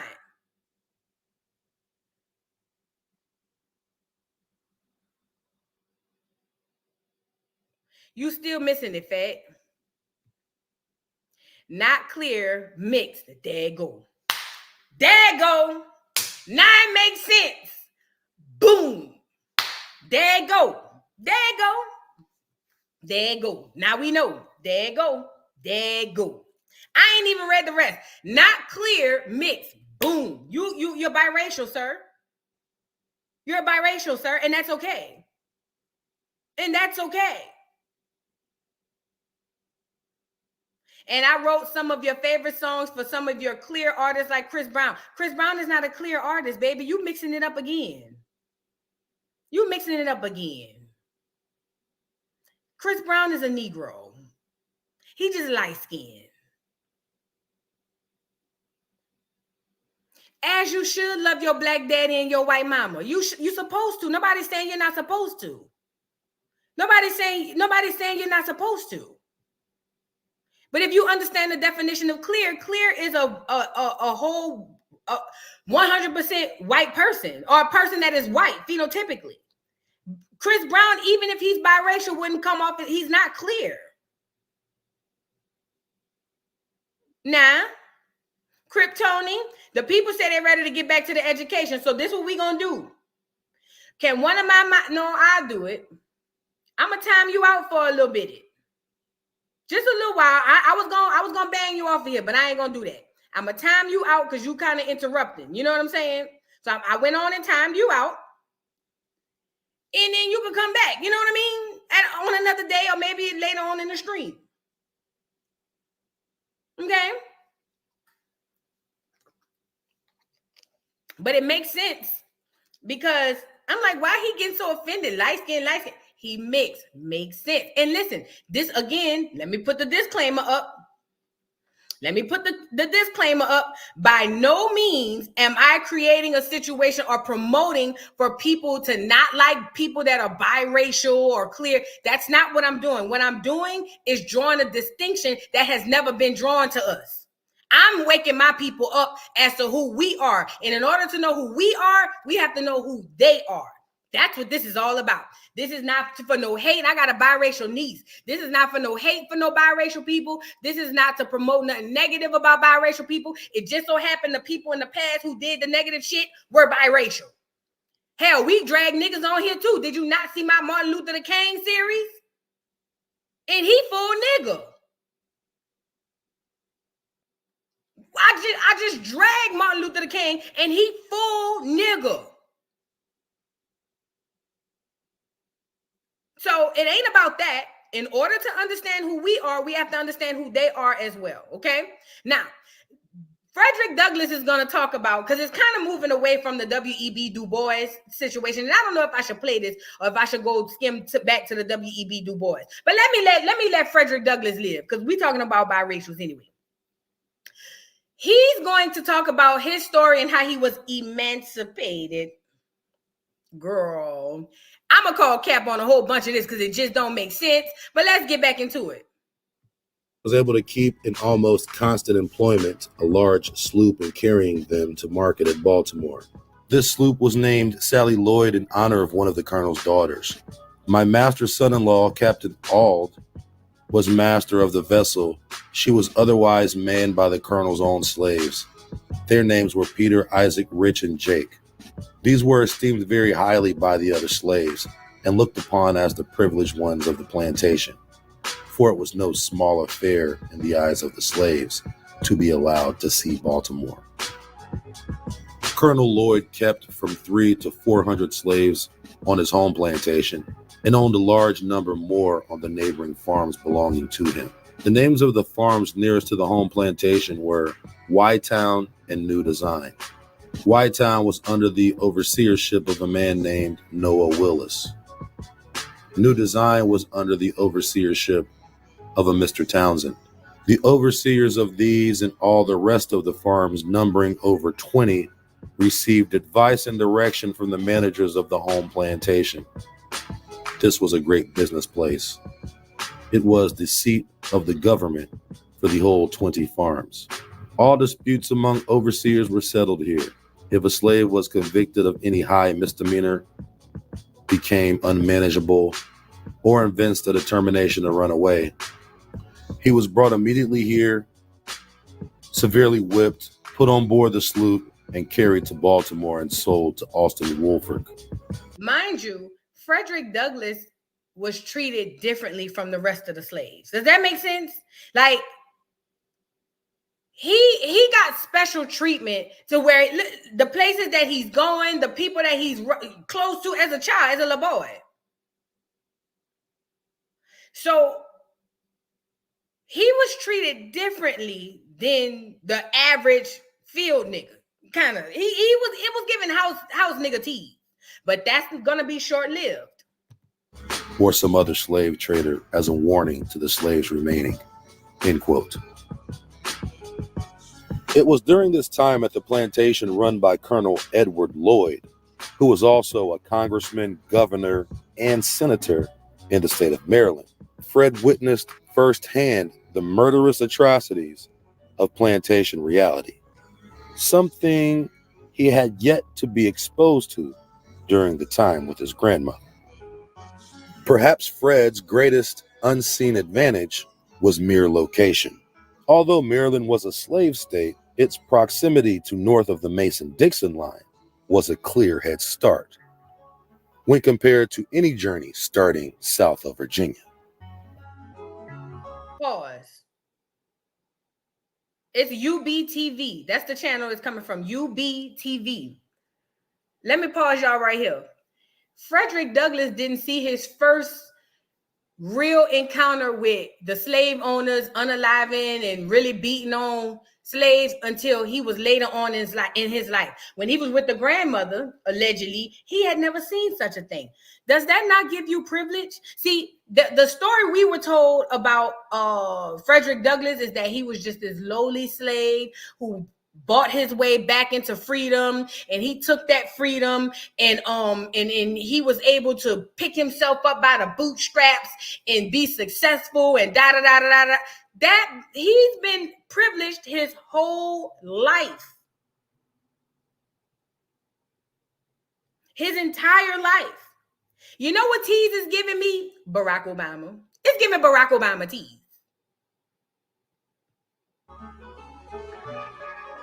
Quote, as to my own treatment while I lived on Colonel Lloyd's plantation, it was very similar to that of the other slave children.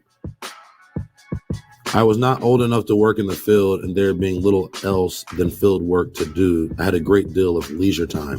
The most I had to do was drive up the cows at evening, keep the fowls out of the garden, keep the front yard clean, and run of errands for my old master's daughter, Miss Lucretia Auld. Yeah. The most of my leisure time I spent in helping Master Daniel Lloyd in finding his birds after he had shot them. He was chilling. My connection with Master Daniel was of some advantage to me. He became quite attached to me and was sort of a protector of me. He would not allow the other boys to impose upon me and would divide his cakes with me. End quote. You have to pay attention. You have to pay attention. I don't know if Master was his daddy. It's giving daddy tease, KJ. I don't know. It's giving daddy tease. I don't know. But think about this. Yeah, he had it made. He had leisure time. Nigga, in the time of slaves, he had leisure time. I didn't even know you could do that. I didn't even know. And not only that, the master kept him close to him. He didn't allow the other boys to touch him or mess him up and da-da-da-da-da-da. You know why I say this giving Barack Obama tease? Because Barack Obama had the phenotype of a so-called African American, but he wasn't a so-called African or Black American. He was one of those privileged kids who grew up around the privileged people, went through an HBCU, and came out nigga.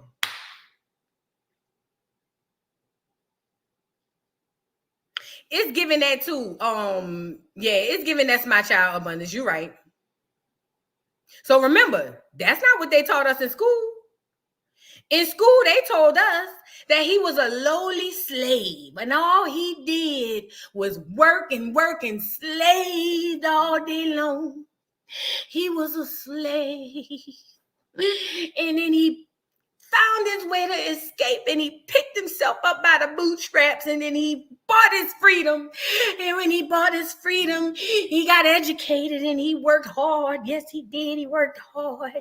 And then after he worked hard, he found himself a way to do good economically. And he even was invited by the clears to speak at the AME churches and whatnot, at the town hall meetings, because he was a hard-working Negro.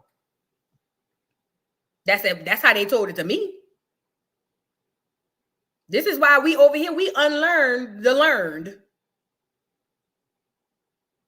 Oh, you look. Eduardo, I'm so glad you said that. There's nothing new under the sun. Everything you did has already been done. Ain't it giving Barry Gordy? Who been on? Put a 1 in the chat if you've been on the Rumble Deep Dive with Barry Gordy. Ain't that the exact same thing? The same blueprint, the exact same thing. Yeah, meet Barry Gordy tease. Yes. Girl, stop acting crazy. Yeah, Nunu from ATL, stop acting crazy, man. These people don't switch it up. The only thing they switch up is how to confuse you, but they don't switch up the narrative is the narrative. It's Drake tease, Obama tease, Barry Gordy tease, Nunu tease. Same shit, different turlet. I hope y'all know that. Same shit, different turlet. Only thing they switch up is how to confuse you. So now, here's where we are with Frederick Douglass. He's living on this plantation, ain't seen a day of hard work in his life. He gets shipped to this big plantation where they over there and got all these plantations, and he's for the very first time, he's over there where he sees the slave masters actually whipping and doing bad and harm to the slaves, and he's mortified. He can't believe it. Oh my God. He must have said, ooh, child, the ghetto. Oh God, y'all whip people over here? Oh my God. Oh Lord, you whipping? Oh Jesus! Can I write to my grandmother to come pick me up, please? Somebody give me a pen and paper. I gotta go. Oh no! Somebody get my grandma on the line. That's what it's given. That's what it's given to me. Now I could be wrong, but that's what it's given. Privilege.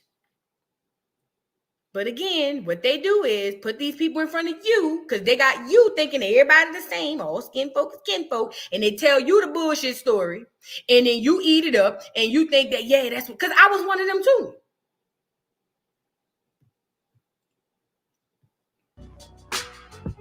There, soon after witnessing the atrocities on the plantation, young Frederick, now 7, hit a stroke of good luck. He was chosen out of several dozens of slave children to be sent to live with his new master, Hugh Auld, in Baltimore. This nigga got more luck than sense. He just so happened to be the chosen out of all of the slave children. He's gonna go up to heaven to live with the good master. It just was a luck. He was he got more luck than sense. I'm telling you. Baltimore. This was the first time in his young life he had ever been exposed to the world beyond the plantation. Fred lived with Hugh Auld and Lucretia Auld, who he referred to as his mistress, for 7 years, during which he devised any scheme possible to gain access to literature. His most efficient method of acquiring reading material and lessons were from his white friends in the neighborhood. Oh, he had white friends. Point. Quote, the plan which I adopted and the one by which I was most successful was that of making friends of all the little white boys whom I met in the street. As many of these as I could, I converted into teachers. With their kindly aid obtained at different times and in different places, I finally succeeded in learning to read.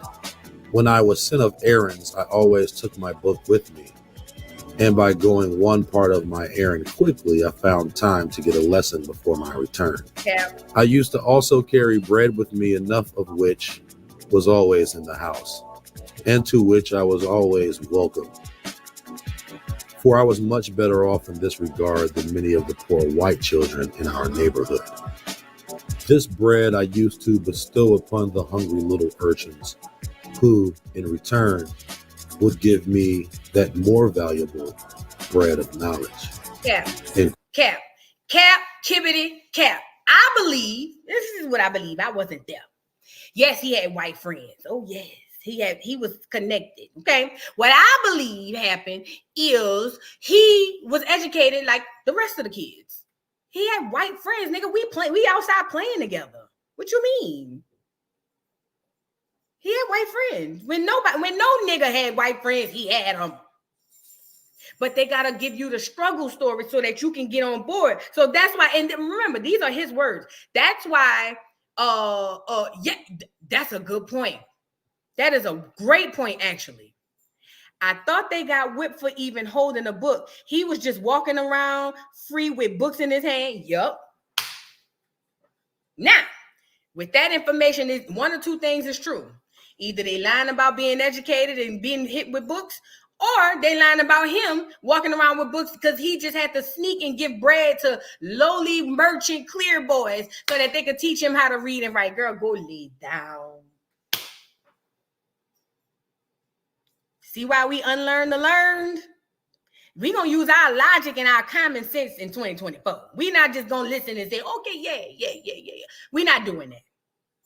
During a time where Negroes couldn't even walk around, especially if you ain't had your paperwork on you, he was able to walk around with books and read and write and woot-de-woot-de-woot. Girl, if y'all believe that, I got a will to say y'all in the backyard right now, girl. Niggas be playing in our face, girl. Quote.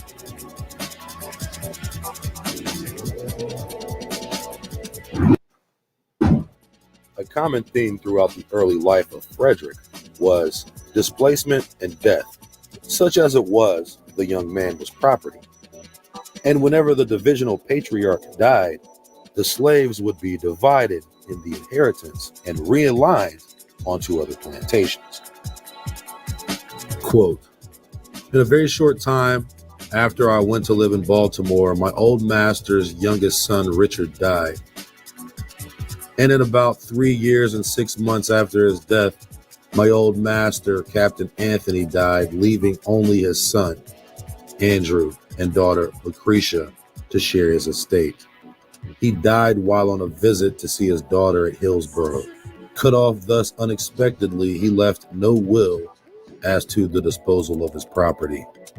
It was therefore necessary to have a valuation of the property, that it might be equally divided between Miss Lucretia and Master Andrew. I was immediately sent for to be valued with the other property. Here again, my feelings rose up in detestation of slavery. I had now a new conception of my degraded condition. End quote. Oh, and I just want to say this. Let me see. Let me get my face back on here. I just wanted to say this too. Because I think Alicia was like, oh, there you go. Alicia said he may have been able to do that in the North, but not the South. That's not true. You know, you want to know why? You want to know why that's not true? Y'all remember the movie 12 Years a Slave? Put a one in the chat if you ever seen the movie 12 Years a Slave. In the movie 12 Years a Slave, was not the black man caught and put into slavery and shipped back down south? Remember they got him drunk or drugged him or whatever? This is just according to what they said. You know what I'm saying? Wasn't he from up north? And then they put him, because remember, during this time, and this is true, outside of the movie, during this time, what the people up north was doing was getting paid to take so-called free black men and ship them down south for slavery. You see what I'm saying? Because remember, up north, they had it where you could be a free black man. But the bounty hunting they were doing on so-called free black men was crazy. See, y'all got to learn about the intra-slave trade as well. A lot of us was moved around in America. A lot of us. But he's in Maryland as a so-called free black.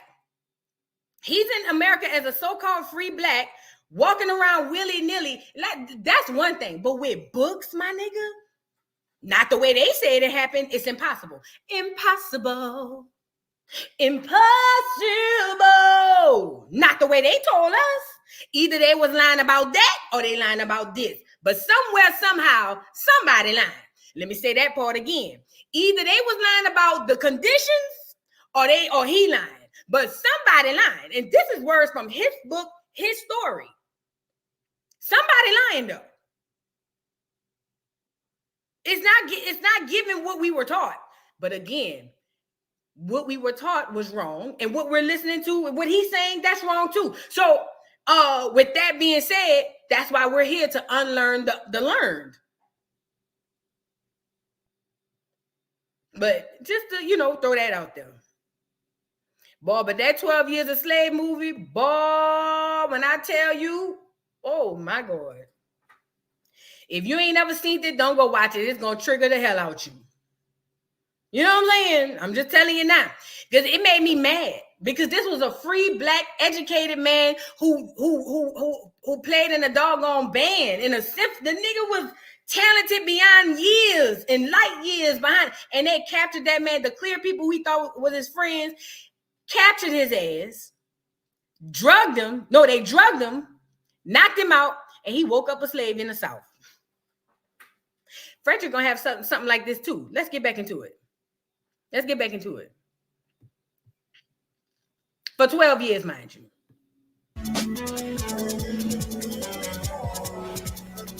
Fred escaped realignment once, but due to family infighting after the death of Lucretia, he was taken from Hugh Auld in Baltimore to live with Thomas Auld in St. Michael's. Once again, Fred was experiencing the cruelty of plantation life. The character of Thomas Auld was far different than that of Hugh Auld. Quote, As bad as all slaveholders are, we seldom meet one destitute of every element of character commanding respect. My master was one of rare sort. I do not know of one single noble act ever performed by him. The leading trait in his character was meanness, and if there were any other element in his nature, it was subject to this. This is new master, because for somehow he was taken off that farm. They said because the son died, and then they were going back and forth about who gonna keep who. And anyway, they shipped his ass off. Now he's at a new slave master, right? He's with a new slave master, and this one ain't like the last one. This is his first struggle he's come upon. Pete was mean, and like most other mean men, he lacked the ability to conceal his meanness. Captain Auld was not born a slaveholder. He had been a poor man, master of only a baycraft. He came into possession of all of his slaves by marriage, and of all men, adopted slaveholders are the worst. He was cruel but cowardly. He commanded without firmness. In the enforcement of his rules... So he wasn't recaptured. He was shipped off. So remember, he been on 2 plantations. The first one he was on was with his grandmother. We don't know who she is or what she looked like. But he was protected there. He said the slave master there didn't let none of the kids could talk to him, touch him. He had a whole bunch of leisure time and whoop-de-whoop.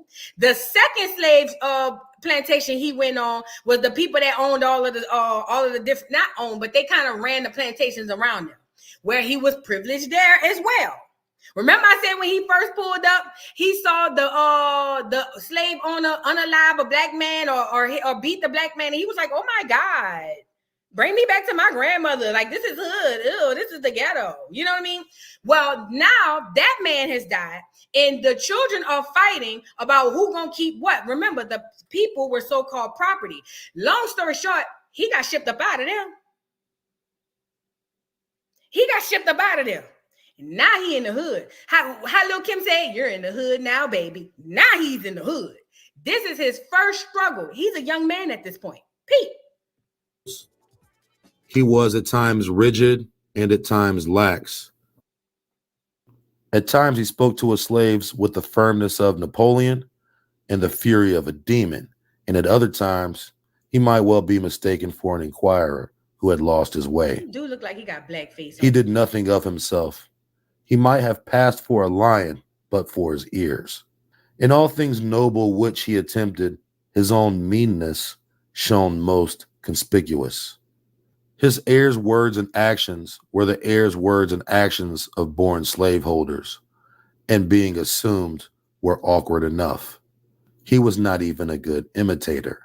He possessed all the disposition to deceive, but wanted the power. Oh yeah, Atomic said, you talking about the movie 12? No, so this was worse about 12 Years a Slave, Atomic.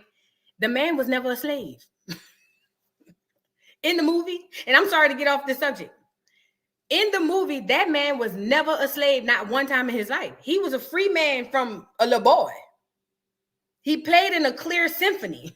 They just captured him and shipped his ass into slavery. He had never been in slavery one day of his life. That's the premise of that movie. But I ain't gonna lie. He do look like he wearing blackface. Now, why y'all said that? I can't unsee it. But he's describing his master and how basically cruel he was. He ain't never had shit. He basically inherited all his slaves from the women the wife he married. Like basically, this man don't know what he doing, and he was super mean. Having no resources within himself, he was compelled to be the copyist of many, and being such, he was forever the victim of inconsistency, and of consequence, he was an object of contempt and was held as such even by his slaves. The luxury of having slaves of his own to wait upon him was something new and unprepared for. He was a slaveholder without the ability to hold slaves. He found himself incapable of managing his slaves, either by force, fear, or fraud. We seldom called him master.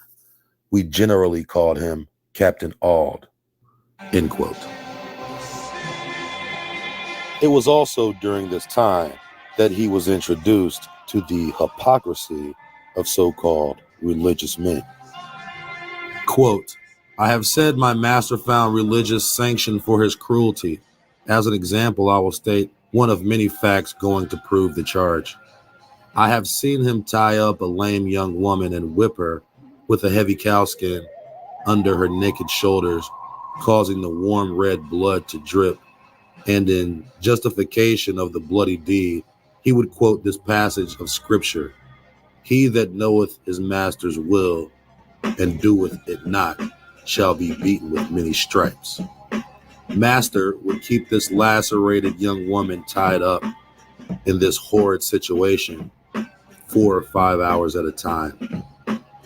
I have known him to tie her up early in the morning and whip her before breakfast, leave her, go to his store, return at dinner, and whip her again, cutting her in the places already made raw with his cruel lash. Do you see how they were able to utilize the Bible to basically condone and promote what they were doing? You know what I mean? I just wanted to add that in. He said this is his first learning of the hypocrisy of the so-called religion, because this is the Episcopal Church for the clear people. And he's not understanding why his master would beat this woman, tie her up and leave her there, and then would use the scripture to say, hell, Django Unchained. Remember when he was going to get the brothers and he had the lady tied to the tree? Girl, quiet as it's kept, girl. Remember, this is a art. Somebody drew this. But he was reading from the Bible when he was saying a slave will obey the masters. See how it all works in and tied in for them? It ain't never tied in for us, but it always tied in for them. The secret of this master's cruelty toward Henny is found in the fact of her being almost helpless.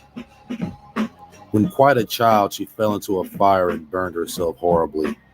Her hands were so burnt that she never got use of them. She could do very little but bear heavy burdens.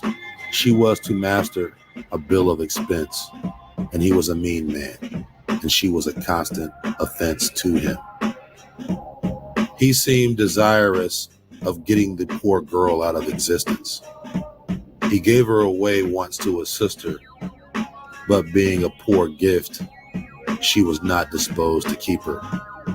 Finally, my benevolent master, to use his own words, set her adrift to take care of herself. Here was a recently converted man holding upon the mother, at the same time turning out her helpless child to starve and die. Master Thomas was one of the many pious slaveholders who hold slaves for the very charitable purpose of taking care of them. End quote. Eventually, there were some differences in their relationship that led Thomas to take his uppity Baltimore slave down a few pegs. According to all, Fred's city life had a very pernicious effect upon him. As a consequence, Frederick was sent to be put in place by Edward Covey, a notorious nigger breaker, from the beginning of 1833 until the end of the year. During his life on the plantation, the now teenage Fred was whipped and beaten multiple times on multiple occasions, once almost being beat to death by Covey before running off to escape to his master Thomas, who adamantly told him to return back to Covey. Are y'all tracking? So now, according to Frederick Douglass, now he getting his ass whipped. Now, the ass whippings he was witnessing, now he is a part of the ass whipping crew. Okay? So he getting his ass whipped, and he ran back to his old master's place and said, please, they over there trying to kill me, Lord. Please take me back. And that man said, you better carry your ass back around now. Shit. You better carry your ass back around that corner. I don't know. Go on, Roger. You can't come around here. You got to go. You got to go back. You got to go back. That's what it. So he's going through a psychological trauma at this time. He ain't never been treated like this.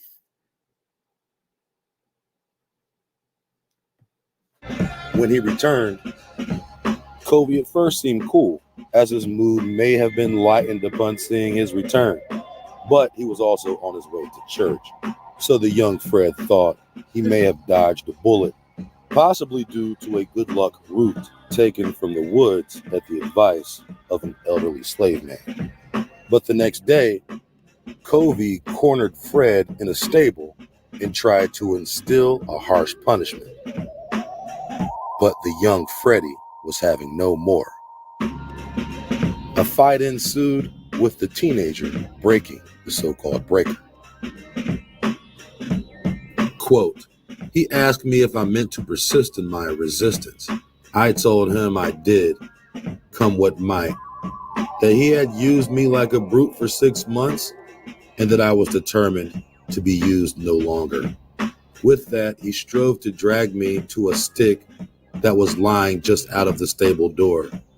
He meant to knock me down.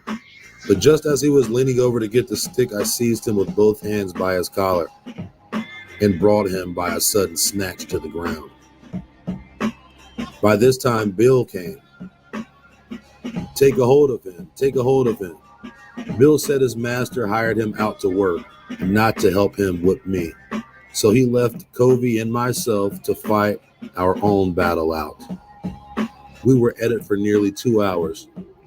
Covey at length let me go, puffing and blowing a great rate, saying that if I had not resisted, he would have not whipped me half so much. The truth was that he had not whipped me at all. I considered him as getting entirely the worst end of the bargain, for he had drawn no blood from me, but I from him. Let me recap the fight in layman terms. So what he's saying was when he finally went back to the plantation where the man was going to kick his ass or whip him, he said that he seen the master and the master was on his way to church. So he was like, all right, bet, cool. He ain't going to whip me. He saw him. All right, whatever, went to church. The next day, the master caught him and cornered him, and went to push him down. And when he went bent over to grab the stick, young Freddie grabbed him by the collar, threw him on the ground. And, he told his other slave driver to say, hey, help me get this nigger. And the other slave driver said, shit, it ain't got nothing to do with me. You won't pay me for all that. I'm out. And he left them there. And then Freddie said they fought for 2 hours. Not 1, 2 hours. He said, and by the time they finished, the master was huffing and puffing. He said, at the end of the day, for lack of better terms, he ended up whipping the master's ass. This is during slave country. The last nigga who they said did something like that.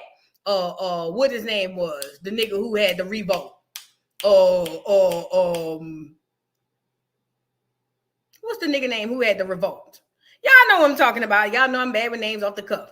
But this is what exactly abundance. Nobody was unalive. So another clear man just came and just said, oh, that's between y'all. I ain't got nothing to do with that. That's on y'all. Shit, I'm out. Nat Turner. That's who it was. Nat. Thank you, Gerard. Yes, Nat Turner. The last nigga that we were taught that did that, they got him way up out of here. But according to Freddie, he said they were fighting for 2 hours and he ended up beating the master up.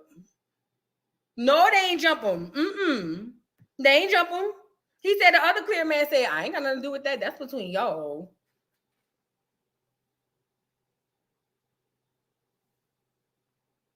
Cap. This is during slave time. Cap. Kibbity cap. That nigga wouldn't have seen a light of day. That nigga wouldn't have seen the light of day. Do you hear what I'm saying? But this is according to Freddie. This is what Freddie said. So, and this is his words. He wrote them. This is his words. He just said, why they ain't tell us in school? Girl, they ain't want us to know that, girl. This is what they said. This is what Freddie said happened. Now that's the recap of the fight. Now he done finished fighting the master. He done whipped the master's ass. And this is where we going with it now. The whole 6 months afterwards that I spent with Mr. Covey He never laid the weight of his finger upon me in anger. He would So have you done whipped this man's ass, the slave master, and you was there to stay. You stayed for 6 months after, and the man ain't never played with you again. Come on now. Come on now. No. Come on now. You whipped the slave master's ass so much so that you was there to stay for 6 months and he never laid a finger. Come on. Come on now. Freddie lying his ass off. Girl, Freddie, you was a fat face on liar. Girl. casually say, he didn't want to get a hold of me again. No, thought I, you need not, for you will come off worse than you did before, end quote. Girl.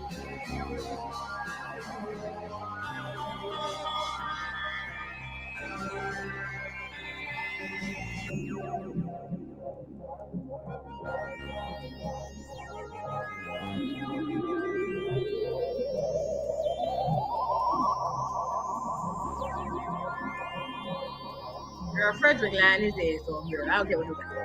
That's This was a major turning point in the life of Frederick Douglass. From the abyss of destitute, he uncovered self-determination and a new will to fight for his freedom. After the years spent with Covey, he was rented out by William Friedland, who again was a far different man than Covey or Thomas. His treatment of Fred would be considered heavenly in comparison. Oh. Friedland was He back in heaven. Freddie done climb in the stairway to heaven. This nigga got more luck than sense. So you mean to tell me he's been privileged his whole life until he got to the one plantation where he was getting his ass whipped. And then one day he said, no more. Gone are the days. And he whipped his slave master's ass so much so the slave master said, I never lay hands on you again. No, he ain't fully black. He half and half, Rondo. He half and half. He half and half. He ain't full nigga. He a half and half. Okay? So, boom. Now he's back in a. So you mean to tell me you get to whip your master's ass and then they send you to, you get promoted? You go to a better place? All right, let's just say he wasn't lying about the fight. Let's just say he wasn't lying about the fight and they really did have the fight and he really did whip his master's ass. Why on God's green earth would his master then send him to a better situation? Think about it. Even if you were scared of this nigga. In the movie Django, when they was sending Django up to LaQuentin Dickey, remember? When what's his name came in and said the Django, he was like, they were talking about tying you up to a horse and whipping you. And I said, oh, no. I think we need to send his ass up to LaQuentin Dickey or whatever he called it. You know what I'm saying? See, that was punishment for being allegedly. This is what they said. I didn't say it. They said the punishment was worse, but not Freddie. Freddie got more luck than sense. See, with Freddie, they went on and sent him to a better place. Yep, sent him to a better place. Sure did. Gotta find a better way. Girl, Freddie, you a lying. Freddie, you a lying. The truth ain't in you. Was a modest slave owner, only possessing 2 slaves and a few hired hands. Fred made fast friends with these men and soon began teaching them to read the Bible. Once before, a white preacher had enlisted Fred for Sabbath classes in which slaves from neighboring plantations were invited, but this operation was quickly put to a stop by an angry mob of white men with weapons. By the end of 1834, after almost a year with Friedland, Fred was ready to make his dash at liberty. But this plan also included his new friends. Friedland had re-upped on Frederick, renting him for another year, thus giving him time with his friends to plan their exodus from chains.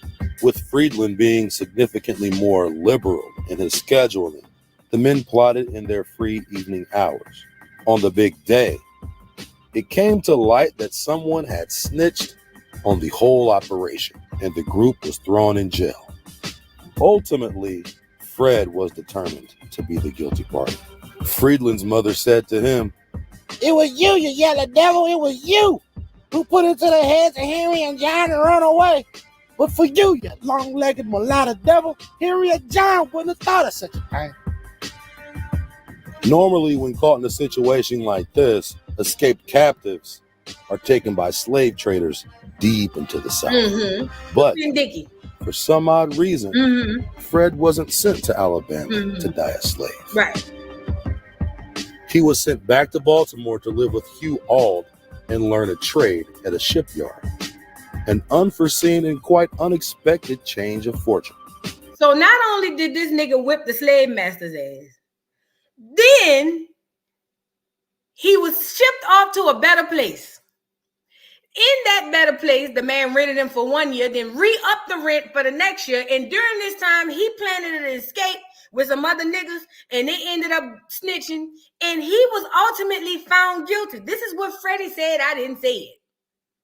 And normally, on the Django movie, what's his name will come in and say, shit, them niggas that look Quentin Dickie got it worse than that. But not Freddie. No, no, no, no, no. Freddie is the luckiest nigga this side of the Mississippi. You know what I'm saying? So what they did with Freddie is instead of sending him down to Alabama where they teach him how to, you know what I mean? They ended up sending him somewhere where he can learn a trade. Did y'all catch that part? Did y'all catch that part? Did you see it? Did you catch that part? You done whipped the slave master's ass and you planted an escape and was found guilty. And instead of punishment, old Freddie boy learned a trade. Girl. When they taught us about Frederick Douglass in school, they said he was a lowly slave. He ain't have nothing. He was just a slave and he worked all his days until he found freedom and escaped through the Underground Railroad. Oh, he was a lowly slave. Girl, Freddie was living better than most niggas. Hell, according to him, some of the clear people.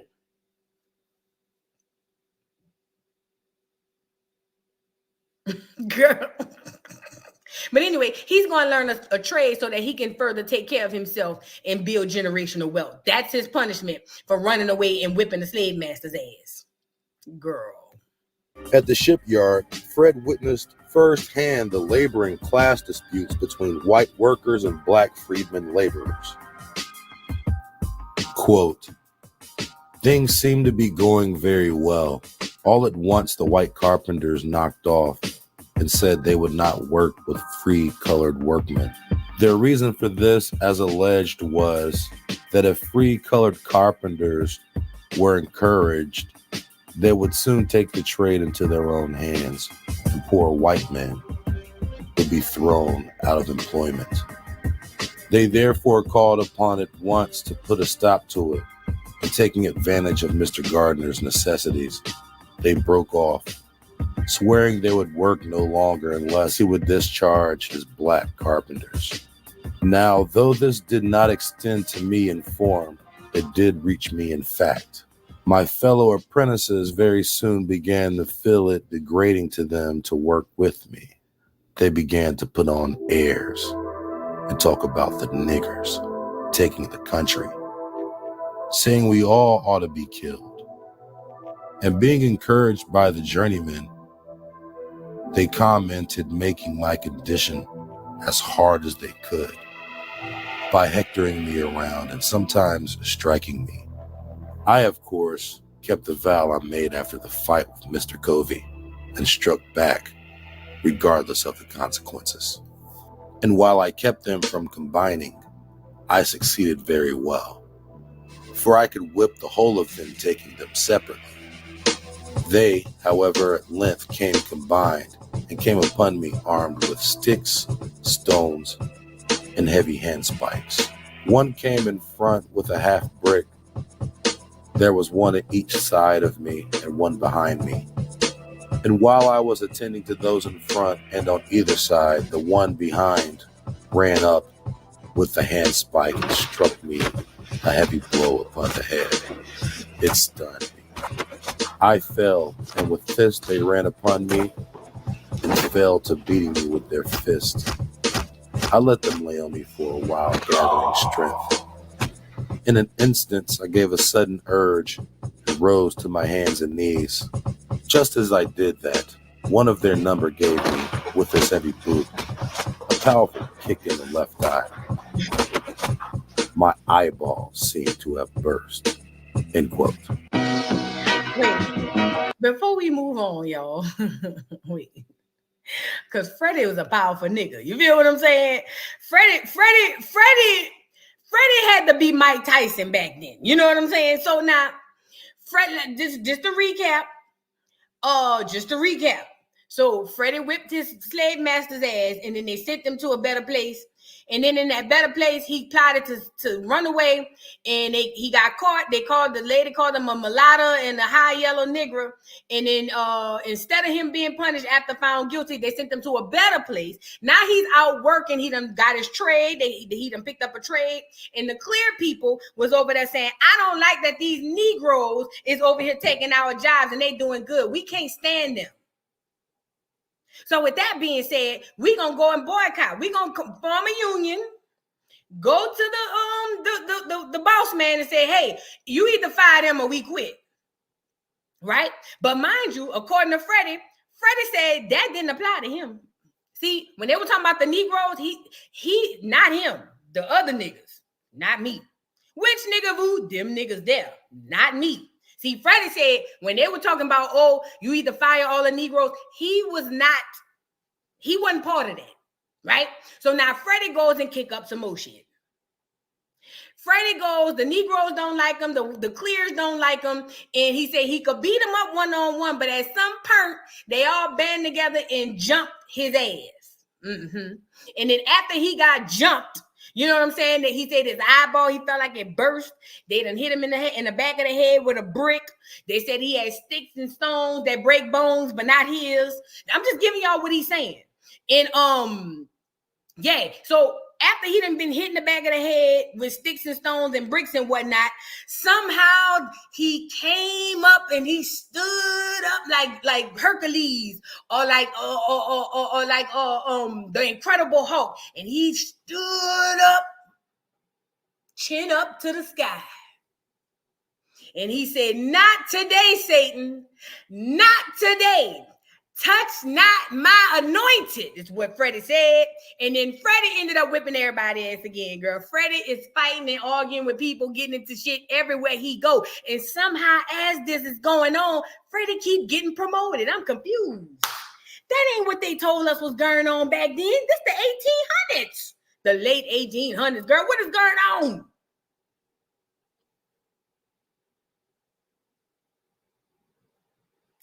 Freddie is the luckiest nigga that ever lived. Do you hear me? Freddie is the luckiest nigga in the world, Craig, in the history of the world. Not the city, bitch. Not the continent, ho. The world.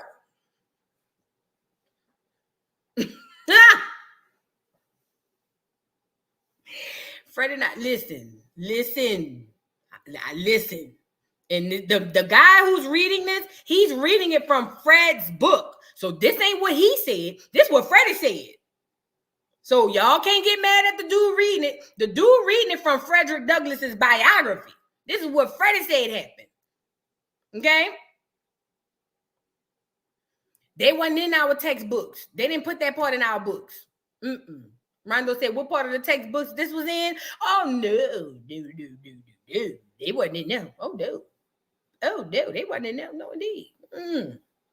Because you got to understand, the mental manipulation at the time was to teach you you are nothing. You are a slave. You're nothing. Freddie was a fat face on liar. Yep, just like Alex Haley. But again, they keep recycling the same shit. You know what I'm saying? They keep recycling the same shit. I can't listen no more. This sound like a Tubi movie. Y'all have a good day. Bye, girl. I don't blame you. Now, let me just say this, because we coming to the end anyway. Let me say this. Why is this Frederick Douglass, W.E.B. Du Bois, Booker T. Washington story important? We started off talking about cosplaying Negroes and foreigners and all these other people who are not Negro, but yet somehow are still in charge of Negroes and Negro affairs, right? Frederick Douglass wrote in his own words in his own book that he was a slave. Now, we were taught that in school that he was a slave, and he somehow bought freedom, and he was able to carry his behind from being a slave to being one of the most prominent Negro leaders of our time. Period. Okay? So with that being said, again, us not knowing that he was actually a mulatto or biracial man is mind-boggling within itself. Wait a minute. I didn't know that. I thought he was full nigga. He had a white peppy. Now, coincidences, which I don't believe in, but just like Frederick Douglass, all of your people in history, Drake, Obama, Scammer, type T's, just like all of these people, it's so coincidental that all of these people end up, a leg up over the niggas. Y'all never thought about that? So with that being said, not only they the leg up, they always the so-called leaders. Never one of us. It's always one of them. Why is this important? Educational Friday, which we're going to call Monday today, was to unlearn the things that we were learned or we were taught. We were taught a bunch of lies. It's all a bunch of bull. That's literally all it is. Everything we've ever been taught is a lie. Period. Like, it's not even up for debate. Everything we've ever been taught was a lie. Period. Even about our so-called leaders. Period, Pooh. Even about our so-called leaders, it was all a lie. Now, we were given this narrative about Frederick Douglass, and the whole time, it was all cap. And mind you, these so-called leaders, they're in on the thing. They're in on it. We just not in on it. But they're in on it. Oh, thank you, Great T, for the super chat. Thank you for the generous super chat. Great T, thank you. For the Cash App. And thank you, Medusa, for the Cash App. Thank you so much. Capricorn 501, thank you. Listen, they're all in on it. But the only way that this works is under the guise of the ignorance of us. Because remember, we think we're all the same when we're not. Same with this Drake shit. When Kendrick Lamar brought out the fact that he ain't from Acorn, I was so happy because it's the truth. It's the truth. And God forbid you say something like that. Oh my God, how dare you? You're so racist. You got Vlad calling a black woman a bigot? I'm talking about a clear man, DJ Vlad, who literally sucked the culture dry and give nothing back to the community. Turned it around and called a black woman a bigot because she said it's Negro business. And you got black people behind Vlad helping up for Vlad.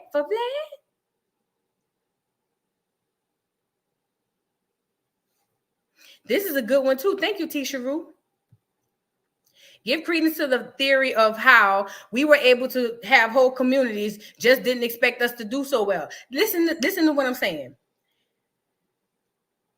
The things we were taught were wrong. They were lies. They were all reversed, if you ask me. Because they made it seem like all we were nothing but lowly slaves. But the fact of the matter is that's not true. Because even Frederick Douglass was working on working at a place where it was the Negro people and the clear people. And the clear people got mad because the Negro people, they said they ought to be unalived. We don't like them. They're taking all our jobs. We wasn't fucked up like that. You want to be honest? We more poor now than we've ever been. But y'all don't want to talk about that, though. We're more poor now than we've ever been in history. Even during slavery, because all of us wasn't slaves. Did y'all catch that part? We're poorer now than we've ever been. Period. As a people, we're poorer now than we've ever been in history. We don't bring nothing to the table. We ain't got no trades. We don't build nothing. See, at least back then they needed us. They don't need us no more. Why you think they pulling all the migrants in? Oh, girl, y'all are thinking of the past. We not the slavery that they told us we was in back then. We're in it now. I hope y'all know that. We in it right now. Right now. That's the slavery that they told us about. We in it right now. It just looked different.